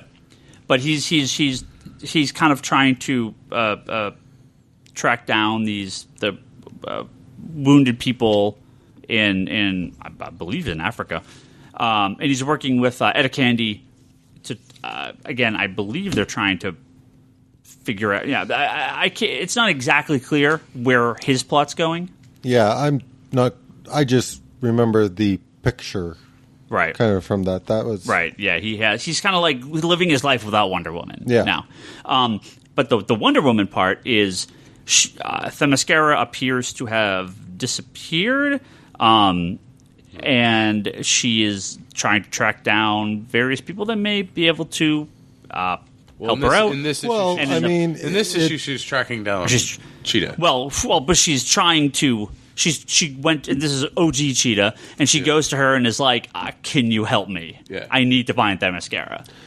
The way they kind of set it up with her, like everywhere she turned, like going back to Olympus and kind of finding it wasn't what she thought it was. Right. And everything, it kind of seems and now like her home's gone. She's at this point where all her memories seem to be completely askew and out of place. Yeah. To the point where she needs somebody else to help her figure out what's real. Yeah. Maybe she has dementia. I mean, we don't know. Do immortals get that? Yeah, I thought these issues were interesting. I'm actually very excited for issue number 2 because it's going to be going back and forth between Wonder Woman Year 1, which is going to be an origin arc every other issues 2, 4, 6, 8, 10, 12, etc. And then 1, 3, 5, 6, the even 1 issues, through 5, 7 are going to be the main plot in the current day. So I am curious to see where they're going to go with Wonder Woman. Rucka's really good at writing, kind of in that, giving you a little here an issue, giving you a little. So I think it's just I feel like of all the books, we don't have a clear path 2 issues in of where they're going with this. I think we get enough setup in a lot of the other issues to be like, okay, here's kind of the rough plot. I feel 2 issues in the Wonder Woman, I'm still a little bit like, where are they going with this? Well, the rebirth into Wonder Woman's pretty much. Yeah. Is there still another issue of like Superman, Wonder Woman to come out or anything to deal with the sort There of was supposed to be an annual, but they axed it. I'm just trying to figure out if they're going to deal with the grief of the fact that the New 52 Superman's So the solicitation for Rebirth #1 says, after suffering an unimaginable loss, Wonder Woman must rebuild her mission as Earth's ultimate protector and champion. Yeah, that's not addressed really at all in the Rebirth issue. Yeah. But I mean, the loss could have also been the baby Zola. Yeah. Or Superman, but... Yeah, I'm just saying that she lost a lot going into this Rebirth. She lost Zola. Yeah, because everything going on in the Wonder Woman book was the same kind of thing in terms of in Wonder great Woman, loss. she loses somebody. In Superman, Wonder Woman, she loses somebody. So like, she's at a really low point right now. But with the way they set it up, she doesn't even know if she really lost somebody at this point in this book, which is why I wonder if that got resolved somewhere else. Yeah. Yeah, I don't know. I kind of went into this book completely fresh, and I thought with the multiple histories Wonder Woman had, that they finally kind of established the one true history maybe, was a really good take. So I'm interested in this book. I haven't read #1 yet. That's one of the ones I couldn't get to yet. But I thought the Rebirth book was a nice read and good start. So interesting setup where she is as confused as the readers are, maybe. Yeah, which that was you go on a journey as kind of the Odysseus' little journey. So maybe we get like a Wonder Woman journey. Well, and the Wonder Woman year 1 is going to be we will learn her true origin, I guess. Yeah. Or the one for all origin, finally. Right, as she is trying to figure it out in the present. We're gonna see it as she'll figure it out. Yeah. But this is as a rebirth as you're gonna get. Take the comic book history, address all of it, and make a new story on it. Right. So I thought, again, something Jeff Johns does well of taking every element. Which I think all the comic books should do that. Pulling the best out. Which is why him and Perez's artwork works out well sometimes. Yeah. All right, let's move on to Titans Rebirth. No, Titans #1. That's actually not until next month, but written by Dan Abnett, art by Brett Booth. Now, I'm going to say right off the bat, I'm not really a big fan of Brett Booth's art. I don't hate him. I just not really have ever been a big fan. I think his art, everyone looks a little weird and elongated, and I never have really... Well, you just have to put in a computer and uncompress them so they all squish them. Unsquish them. Yeah. Unsquish them. Just view them as plastic man variants. That said, I also own every Teen Titans comic ever published, okay? I mean, except for the Silver Age stuff. I have some, but I don't have a full run. I have all the new Teen Titans, the current. Now, this is... You have all the Teen Titans? I do. Bound, too. This is not... New Teen Titans. Toby was like, who the hell's this? Where's Raven? Where's Starfire? And I'm like, this is Titans. This is OG mid-60s, late 60s Titans. This is Robin and Wonder Girl and Speedy. And as from the Titans Hunt book, they bring back Lilith. They bring back fucking Cave Boy, which I can't even remember the last time that guy was in a book. So this is the Joker's, not Joker's daughter. Yes, Joker's daughter and Harlequin could theoretically pop up in this comic because they were originally Titans. They were in that old Titans comic. So, I mean, I doubt they're going to be the versions that we have now. But, like, this is old school ass Titans. And so when we previously had a Titans comic, it was the Perez New Teen Titans, but this is legitimately like the original team. I really like the Titans Hunt comic. It gets a little twisted in the continuity because it acknowledges that things have not quite changed, and Mr. Twister, the main bad guy, seems to have kind of come from potentially the pre-New 52 world. It's not quite clear. But this really is just like Titans Hunt to Rebirth to Titans to Flash Rebirth to Titans Rebirth. So this is your part 3. And man, again, it's just the Teen Titans, and they're together and they're friends and they're happy. And I hate Arsenal's stupid baseball hat. Get rid of that dumb thing. But other than that, you can wear a baseball hat. You're fine, Brock. I don't care. But you're not Arsenal. I'm so happy that we have some form of kind of that real Teen Titans back together. And I'm so looking forward to the modern Teen Titans comic coming out in a couple months. Because, again, take that Jeff Johns magic of take all your teen characters, throw them in a pot, bring back that original kind of that mojo. And hopefully... It's called puberty. Yeah. Hopefully this book continues. Dan Abnett, good on Aquaman. I'm hoping his Titan stuff He's actually improved because the past few years since he hasn't been writing with Lanning... Yeah, there were some books that weren't the best. Yeah. But it just feels so good to have these guys together. Toby, I know you're with me. Absolutely. Now, I did not ask where Starfire was. I only asked who Lilith was. All right, so I'm not that bad. No, but you were asking about, like, Raven, right? Where you're like, where's Raven? Well, I was like, instead of Lilith, I thought she was kind of a Raven replacement. I thought that's what they were doing. I didn't realize she was a classic character.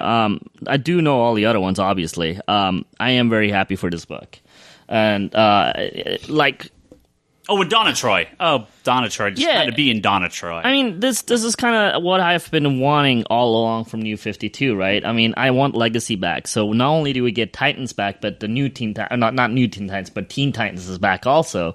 And we got the Bat Family back kind of in order again, right? So this is like the two main big things that I was like really disliking in New 52. For me, it was Superman and Teen Titans. Yeah, for me it was Bat Family because I know everybody says Batman's the same, but I felt the Bat Family was way off. And the Titans and just Legacy, right? So not only the Titans, but coming up with the Damian Titans that's coming up too, the younger ones. I was like, yeah, the Legacy is back of the order of things I like. Yep. But the book itself, though, I really enjoyed. And like I said, I really wished this one and Rebirth and Flash all came out at the same time, and I would have read all three, probably on the podcast because I was so behind. Yeah. But I those three together, I really, really enjoyed. So yeah, I'm really, really happy with DC right now. Cool. So I really like this issue. You're not touching this. I'm glad that they kind of had the whole memory jar thing, but it also makes me go, Wally should just run around touching random people to see if it jogs any memory. Yeah. I think that's literally what's going to happen in the next 2 years. Just super fast, touch everybody on the planet and see who remembers what. I wonder what happens when he touches Superman. Maybe we'll see that soon. Special things. Well, Superman remembers everything. Yeah, but that's what I mean. But what if happens? there is something that he... The whole thing about the original one isn't what you thought and you're not what you think. Right. Suggests that there could be something to unlock there. Yeah. Brock. Bless you. Thank you. Bottom. What? I thought you said Green Arrow How was can bottom. two things be at your bottom? Yeah. Green Arrow's down on the bottom. It's like second round up. I've never really been a big Titans fan, so obviously, it's not bad. It was an enjoyable read. Okay. I wasn't disgusted by reading it like I have been with some Titans books. Might be disgusted with you now. Well, I'm not the big teenage group kind of. They're not teenagers anymore, though. Well, they're finally 20-somethings. Yay! But I've tried reading Titans that they've rebranded over the past 10 years, and I can't get into it. You mean during the Jeff Johns run? That was one of the best freaking Titans books ever. No, that stuff was good. The Teen Titans. Yeah. I'm saying the Titans. Well, they haven't been great. Right. So it's like... That's not 10 years ago, man. That's 20 years ago. 15 years ago. No, they had the ones before the New 52. Yeah, there was that's garbage. Yeah. That's the stuff that I was reading. And you shouldn't have been reading that anyways. It not to say it's horrible. Yeah. I enjoyed reading it. I didn't want to rip it up. I didn't want to go, why did I spend my money on this? Yeah. I'm curious to see where it goes from here. But yeah, again, it's not top of my stack. Yeah. So, well, maybe you'll like the ongoing when it comes up. Maybe. Yeah. We'll see. I mean, I'll like Batman more than sure, of course. All right, we actually have a bunch of... I didn't ask for questions today. I asked a question of our lovely listeners. Our audience? And I asked them, This episode is the first month of DC Comics Rebirth. What has been your favorite series and why, and what haven't you liked? So I thought I'd go ahead and read some of these. As you guys could tell, we pretty much liked most to all of them, and in some cases, like myself, I'm just so happy. I'm so happy because I love all these books so much. I'll tell you, I mean, the ones I was wanting to like, I liked, so I'm happy they're back to what they're supposed to be. But the Green Lanterns with the S, that was a surprise. I did not think I was going to like it. I really thought that was going to be a pointless comic, but I actually thoroughly enjoyed it. So that was a surprise. And that's great, right? I mean, I think a lot of people were surprised by how well received these books have, because the reviews have been pretty much universally positive, critically and from fans. So we got a few responses here. Let's read a couple of these. We have Keith on Twitter says, I like the dynamic between Superman and Son and Superman #1. None of the other series felt that different to me. I know it's a long-form story, but shouldn't they have... Superman is another surprise to me. It's been a long time since I loved reading Superman. Yeah. He says, I know there's a long-form story, but shouldn't they have waited until after the 10 years is restored to call this Rebirth?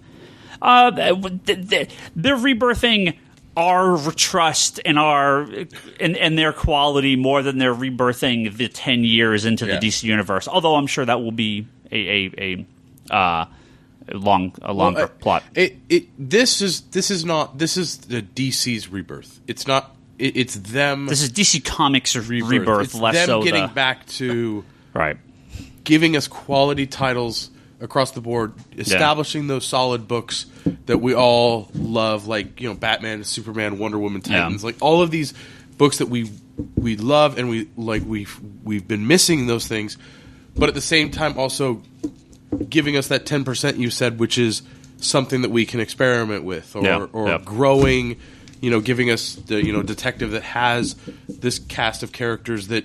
Instead of going, let's do Batman and the Outsiders as a separate book or Batwoman and the Outsiders as a separate book, let's put them in Detective, because Detective we can tell Batman stories or Batman family stories. We don't have to just fixate on Batman in that. Right. And I mean, they've always gone back and forth on that. But from Steve, he says, best so far, Detective, the best Chuck Dixon impression. Green Arrow really is. Green Arrow, best art. And dropped Superman because of the dead cat. And again, I implore you, pick up issue #2. It's not like it's not like he picked the cat up by the collar and dunked it in a pail of water and drowned the thing. Right. I do actually have a potentially very long comment to make after the next one I'm about to read here. This is from Justin. He says, King and Finch's Batman is phenomenal, but the rest has been a slog. Not seeing any innovation in the style like Hawkeye, Moon Knight, the Burnside Batgirl, and the most recent Young Avengers. Literally painful to read 4 or 5 #1s in sequence. Now, Justin, I need to reply to this because you are clearly on this podcast in the minority, as most of the repliers liked them, and everyone here liked these books. He must be a newer reader, I think. Well, here is my takeaway on this. Yes. There are many people that like Hawkeye and Moon Knight and the Burnside Batgirl stuff and Young Avengers, and that is fine.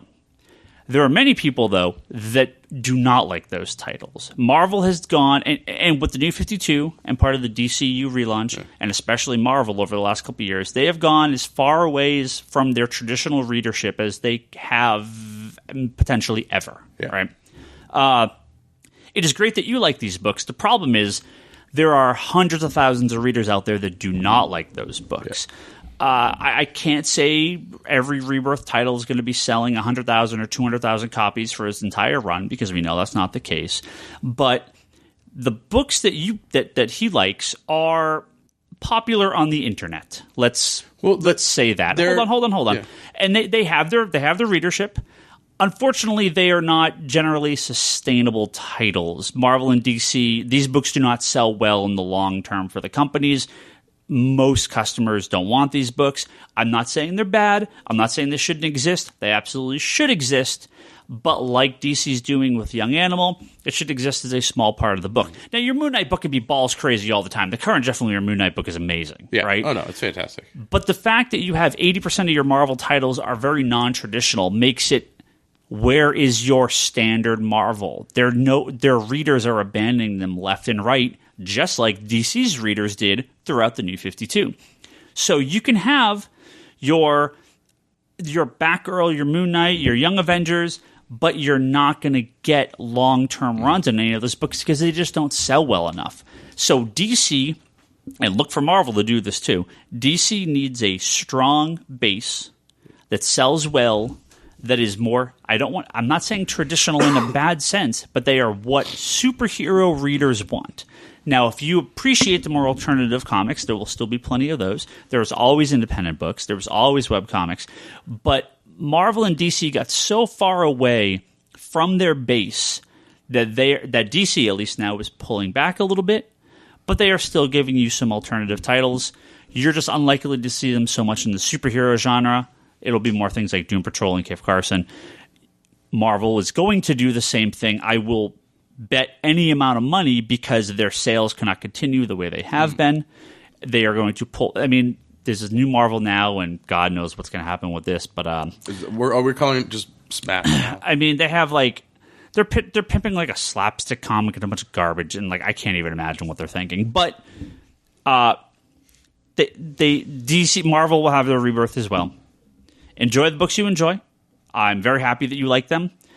I hope you're happy that we like these books, because these are not books for you, and those books aren't for us. So that's just the case. I'm gonna echo my theory on Star Wars, the new one, a little bit on these books.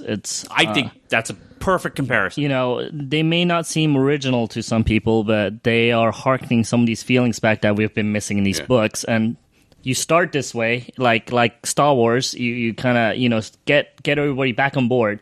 And now you go tell stories again. That's perfect comparison. Perfect comparison. Well, sorry, I didn't mean to cut you off, Brock. I just had a train of thought I needed to finish. No, it's fine.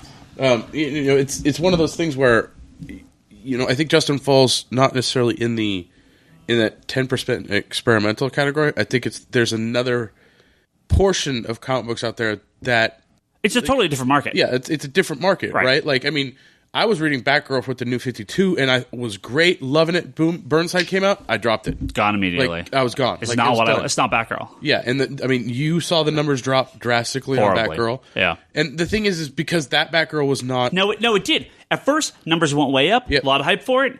Plummeted. Yeah. Shortly after. I'm not making this up. Go look at the sales chart. Comichron.com. You can track the sales. Here's my point of that one. Barbara should have stayed Barbara. Right. And you could have done that book easily with Steph. Sure. Easily. 100%. I mean, you could easily please both markets. Yep. You get the old school guys, and you can have all the young kids. Yep. Or, I mean, I'm not calling them young kids, but... And we're not that old, but yes. But you know what I mean, though. You could make both parties happy. More classic, more alternative. Yeah, and I think 100%. It could work totally. Yep. Like, God knows there's not like 90 Batman characters running around. They could fit two more Batgirls in, right? Yeah. Yeah, I think in that's the same book at this point. Yeah. I think it's it could just be a flip book. Yeah. All right, let's move on to a few more here. We got a bunch here from Travis, our good friend down at Current Comics, Travis Pratt. Go check them out if you're down in Salinas. He says favorite Batman, new characters. Duke, not as Robin. He likes Duke. Detective Comics. He likes the team. He doesn't know much about Tim or Stephanie, but he's liked all the Rebirth characters. Now Travis is great. He actually hasn't been reading comics very long, and now he owns a store. So he's jumping in on the deep end, right?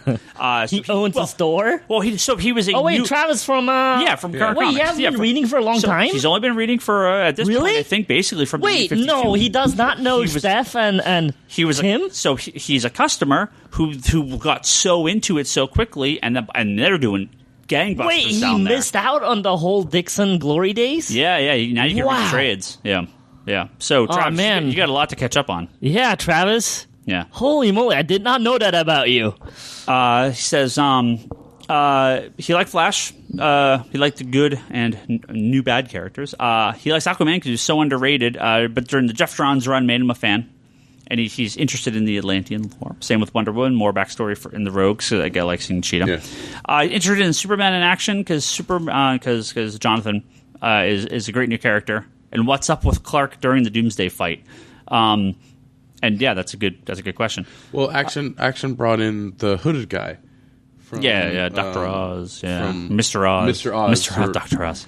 I mean, he's been reading comics prior, but because he says the first time I've started reading DC regularly was New 52. So, okay. He said he's interested to see all the new. Well, yeah, like that. Going back to the action stuff, like they didn't even we're like, what's Clark doing? What's Clark doing? Like they're keeping us interested because of the mystery that they haven't revealed yet. Yeah, so. yeah.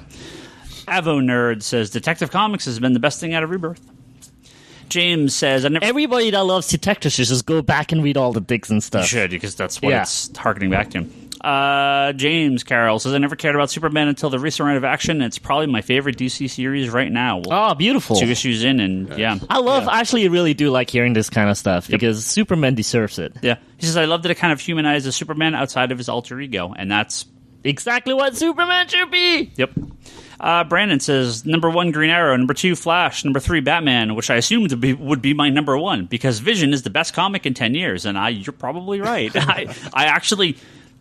I loved Batman, but I expected Batman to be amazing. I wasn't expecting Green Arrow to be amazing, or Flash necessarily. I wanted it to be great, right? But I think it was a little surprised by a few of those. Nick says, I haven't had the chance to read anything after Justice League New 52. Justice League 52, but I'm keen to jump back on. Well, you absolutely should.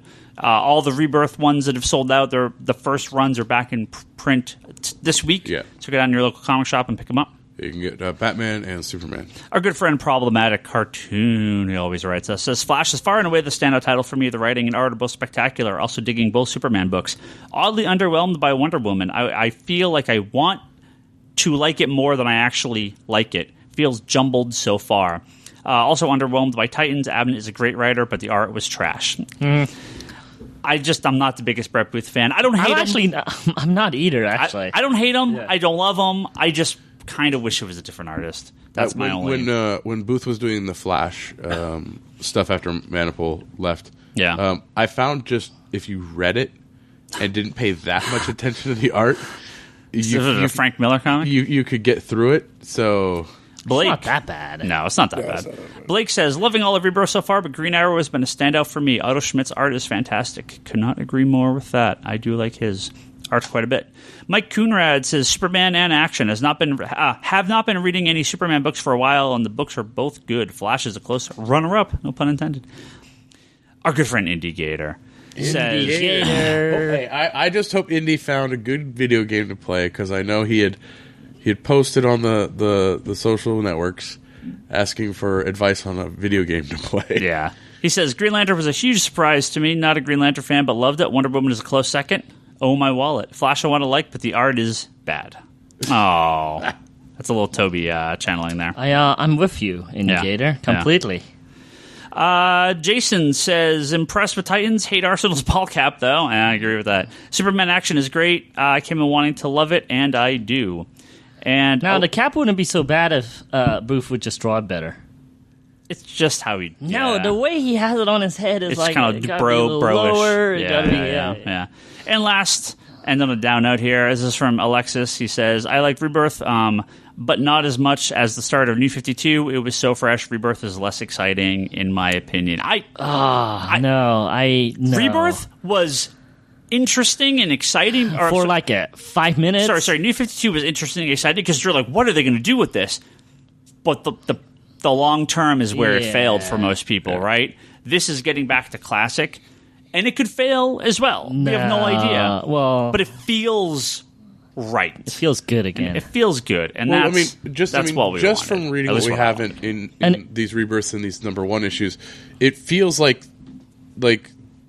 you said, Johns is kind of has his hands in all the pots, and everyone kind of has a definitive vision going forward for each of their little pockets of the DC universe. Yep, they're not taking them and trying to slam them into each other.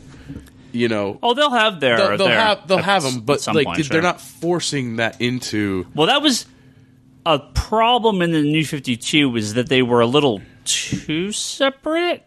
And that's the thing that's so great about Marvel and DC is that these characters all exist in the same world. Yeah. So I want these characters to interact. I would love for issue 3 or 4 of Action Comics to be like, oh, and here's the Justice League. They just show up because they would, right? Well, I mean, the Trinity shows up in Superman. Yeah, exactly. Right? So it's a cool moment. You know, they're not in it, but they're mentioned in it in the Batman with him calling for help. So I think that it's not necessarily having them there or them being the most Just center acknowledge point, that just acknowledge it's- that it's there. It's Hal Jordan showing up in Green Lanterns for that brief moment, and then he's gone, right? So, well, I failed to keep in this podcast much shorter than 2 hours, so we're going to wrap up now. If you have any other thoughts about Rebirth, let us know. I do. Marvel, please get back on board with those fucking characters. Please give me my characters back. I'm not saying get rid of your new ones. I'm just saying the old ones should be back. Well, we have such exciting characters coming up, like Fool Killer and Slapstick and a new War Machine, and because they killed War Machine. Spoiler. And what other garbage was in those promos? Just give me like my characters Night Thrasher back. I want. back? Well, he's been back.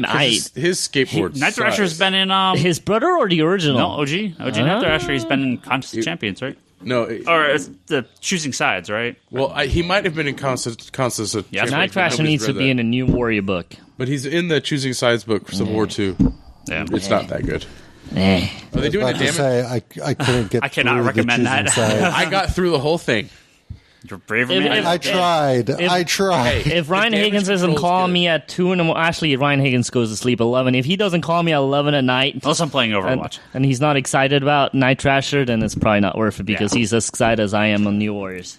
Yeah, well, we're probably going to have one of these going forward, maybe for the next at least 3 months because they're doing all this, and Well, we have to do it at least through Suicide Squad. and with Marvel having a new relaunch, I guess we're going to be doing more Marvel number one What are we going episodes. to call that? Because I don't like the all new, all different Marvel. Marvel now The again. now. Marvel now again. Now. Marvel now 2.0. Well, The isn't now. it Smashed? Anyway, let's thank all our wonderful Patreon people. If you want to support us, we're at the very end of the month here, so all new backers, we're going to thank you so much next week, but not this week Yeah, because you don't want it to go. because we haven't got your money. We didn't get your money yet, so We thank you anyways. Yeah. we thank you anyway. We thank But them all we'll the time. They're really, great. we'll officially thank you next week. But let's thank our good friends Albert Soy. He's got that app Plant everywhere at iTunes. Check that out. Ryan Hess, the Preach podcast. Through Fools in the Desert, preach to you about whatever is on their minds. Usually video games. That's SoundCloud.com/preach podcast. He was hitting you up on Twitter. You guys were you're shipping 5 long boxes to Stefano of Comics or Apparently. something crazy like that. Yeah. Apparently. Hess Jody is a very Lawson. literal person when it comes to a picture. Jody Lawson is at Canon, the Triad Comics Anthology at triadcomicsstudio.com. Make sure you check that out. Pick up a couple comics. John Nesmith has Drinking with Batman podcast. If you want to drink with the new Batman, your best place to go for that is drinkingwithbatman.libsyn.com. Peter Blanco works on that Nerded Up YouTube channel, Nerded Up TV. That is youtube.com/nerdituptv. Can I go back to Drinking with Batman real quick? You can drink with Batman anytime you want. I think Teen Titans Go has done a really good job showing what it's like to drink with Batman. I mean, Jim Gordon and him have such a blast. Well, they're always just drinking coffee. And, Yeah, right. Yeah. Right. And laughing. Yeah, a lot. Spike their coffee with something. Julian Titus, he was on a few episodes ago. Make sure you check out his. And actually, it so was last Ryan Hess. episode? Yep. Oh, last episode. Yeah. Hess was on 2 Hess was on 2 episodes weeks ago. ago. Yeah. Julian was on last week. Nerds Without Pants podcast at No pants. pixelbook.com. Joshua Redding, he's got Tangent Break. That's a podcast on iTunes. Make sure you check that out. Twilight of Ages and Dawn of Darkness on Amazon. Pick those up and tell them we sent you. If you pick them up, give a young author a couple bucks. Read his novels. I bet they're really good. I don't read anything that's not a comic book Yeah, these days. if it's a book, you don't. Brock, pick them up and let us know how they are. I got to get through the Star Wars books first. Star Wars, so many books. Let me know when they come out in audiobook form, and Can we read them? Joshua, can we read your audiobooks? Can we produce your audiobooks for you? We'll read them. He'll read it himself. All to us. 4 of us will read the audiobook just randomly like a podcast, just not changing characters. We'll just read it, but we'll read it in this format. You don't want me to read, man. It's going to be a No, butchering that's of the someone's joke. work. That's You read the a joke. paragraph, you read a paragraph, you read a paragraph. Yeah. I am With all our ums and ahs and stuttering and What are we in Oh my first God. grade or some shit? Manoa Place, Sam Shea, Talon Bray, Peter Parker. Thank you guys all very much for your high tier backers. And of course, we thank every backer. We'll just thank you more officially next week. Wait! What's up? We have stuff for sale. Stuff for sale. Tickets. We always have stuff for sale. Yeah. Oh, we officially have tickets. Yes. For sale now. Comicsconspiracy.biz. If you go there, we have a screening of Batman: The Killing Joke, one night only, Monday, July 25th. I keep wanting to say May for some reason. The day after my 25th. birthday. Embody your Fathom Events voice. Come on. Day after Comic-Con, if you can, hope you survive the experience. Yeah, we'll see. This is going to be at the Century 16 Theater in Mountain View. So, of course, you have to be local to see Shoreline it. Road. We've sold roughly half the tickets. So you have some 50? You've already sold about like that. 50 Yeah, tickets? about Dang. that. So we have one, not the biggest theater. We have one of the mid-sized theaters. It's all us, our first official screening. Yay! And we may have news about another one very soon. Yay! Yeah. Because there's some other movie coming out like 2 weeks later. Yay! It's not 2 weeks later. That one probably will sell Oh, out. wait. No, yeah, it is. That one probably sell out real fast. It's like a week later. It's like a week and a half or something. Yeah, Yeah. it's real soon after. It's Monday, and then it's the following Thursday. So it's like a week and a half. Yeah. So definitely, if you want tickets, you can order them online at comicsconspiracy.biz. Of course, like I said, you must be local. Also, you can come down to the store and pick them up here. $12.50 flat, no tax, anything. It's like movie ticket price. It's just flat price. And yep, it should be a blast. 7:30. So it gets a little busy down that way. It's a Monday. It shouldn't be as busy as the weekend. Just Uber it over. Get there Be early. cool. Get there Well, early. Ubering it from all the way from San Diego is going to be mighty expensive. Yeah.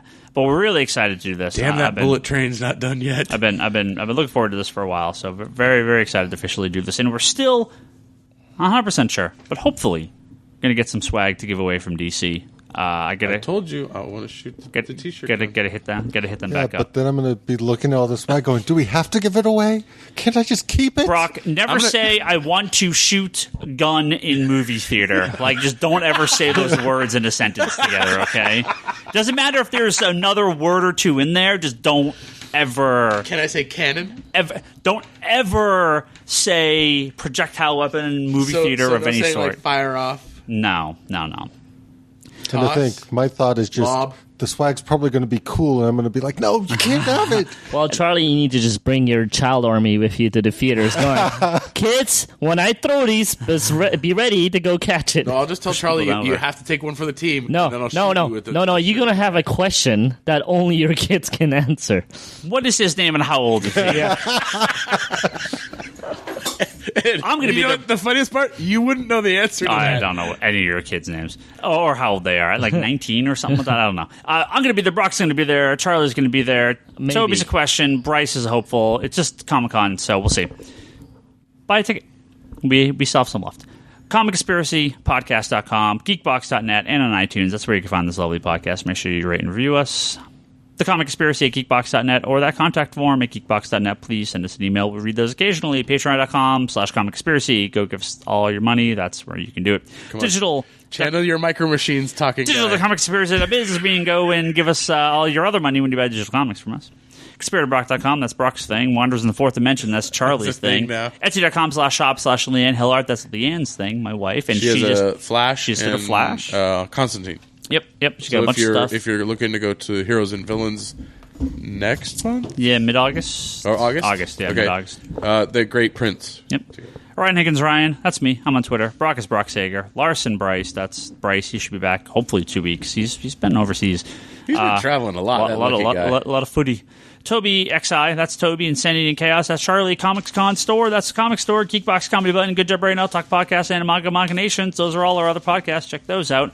We're just under 2 hours. Brock is giving me the hand. What? We've talked all this Rebirth. Make sure to let them know if they're really interested. We do have pre-sales for some of these. Literally things. ending in a couple days. ComicsConspiracy.biz, the front page. It's pre-sales for July and August for all your Rebirth needs, as well as Civil War. That's all up there.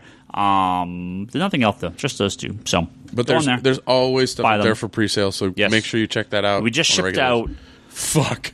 like 30 sets of Rebirth and Civil War, and like, oh my god. So if you did pre-order those month one from us, they're on the way to you. Yeah, Congratulations. We finally got our T-mailers from Diamond. Your $50 commitment to Rebirth or whatever, or $35 commitment to Rebirth is netted you like $300 worth of comics because they're all worth a ton of money now. So, yeah, that's it. We're going to go.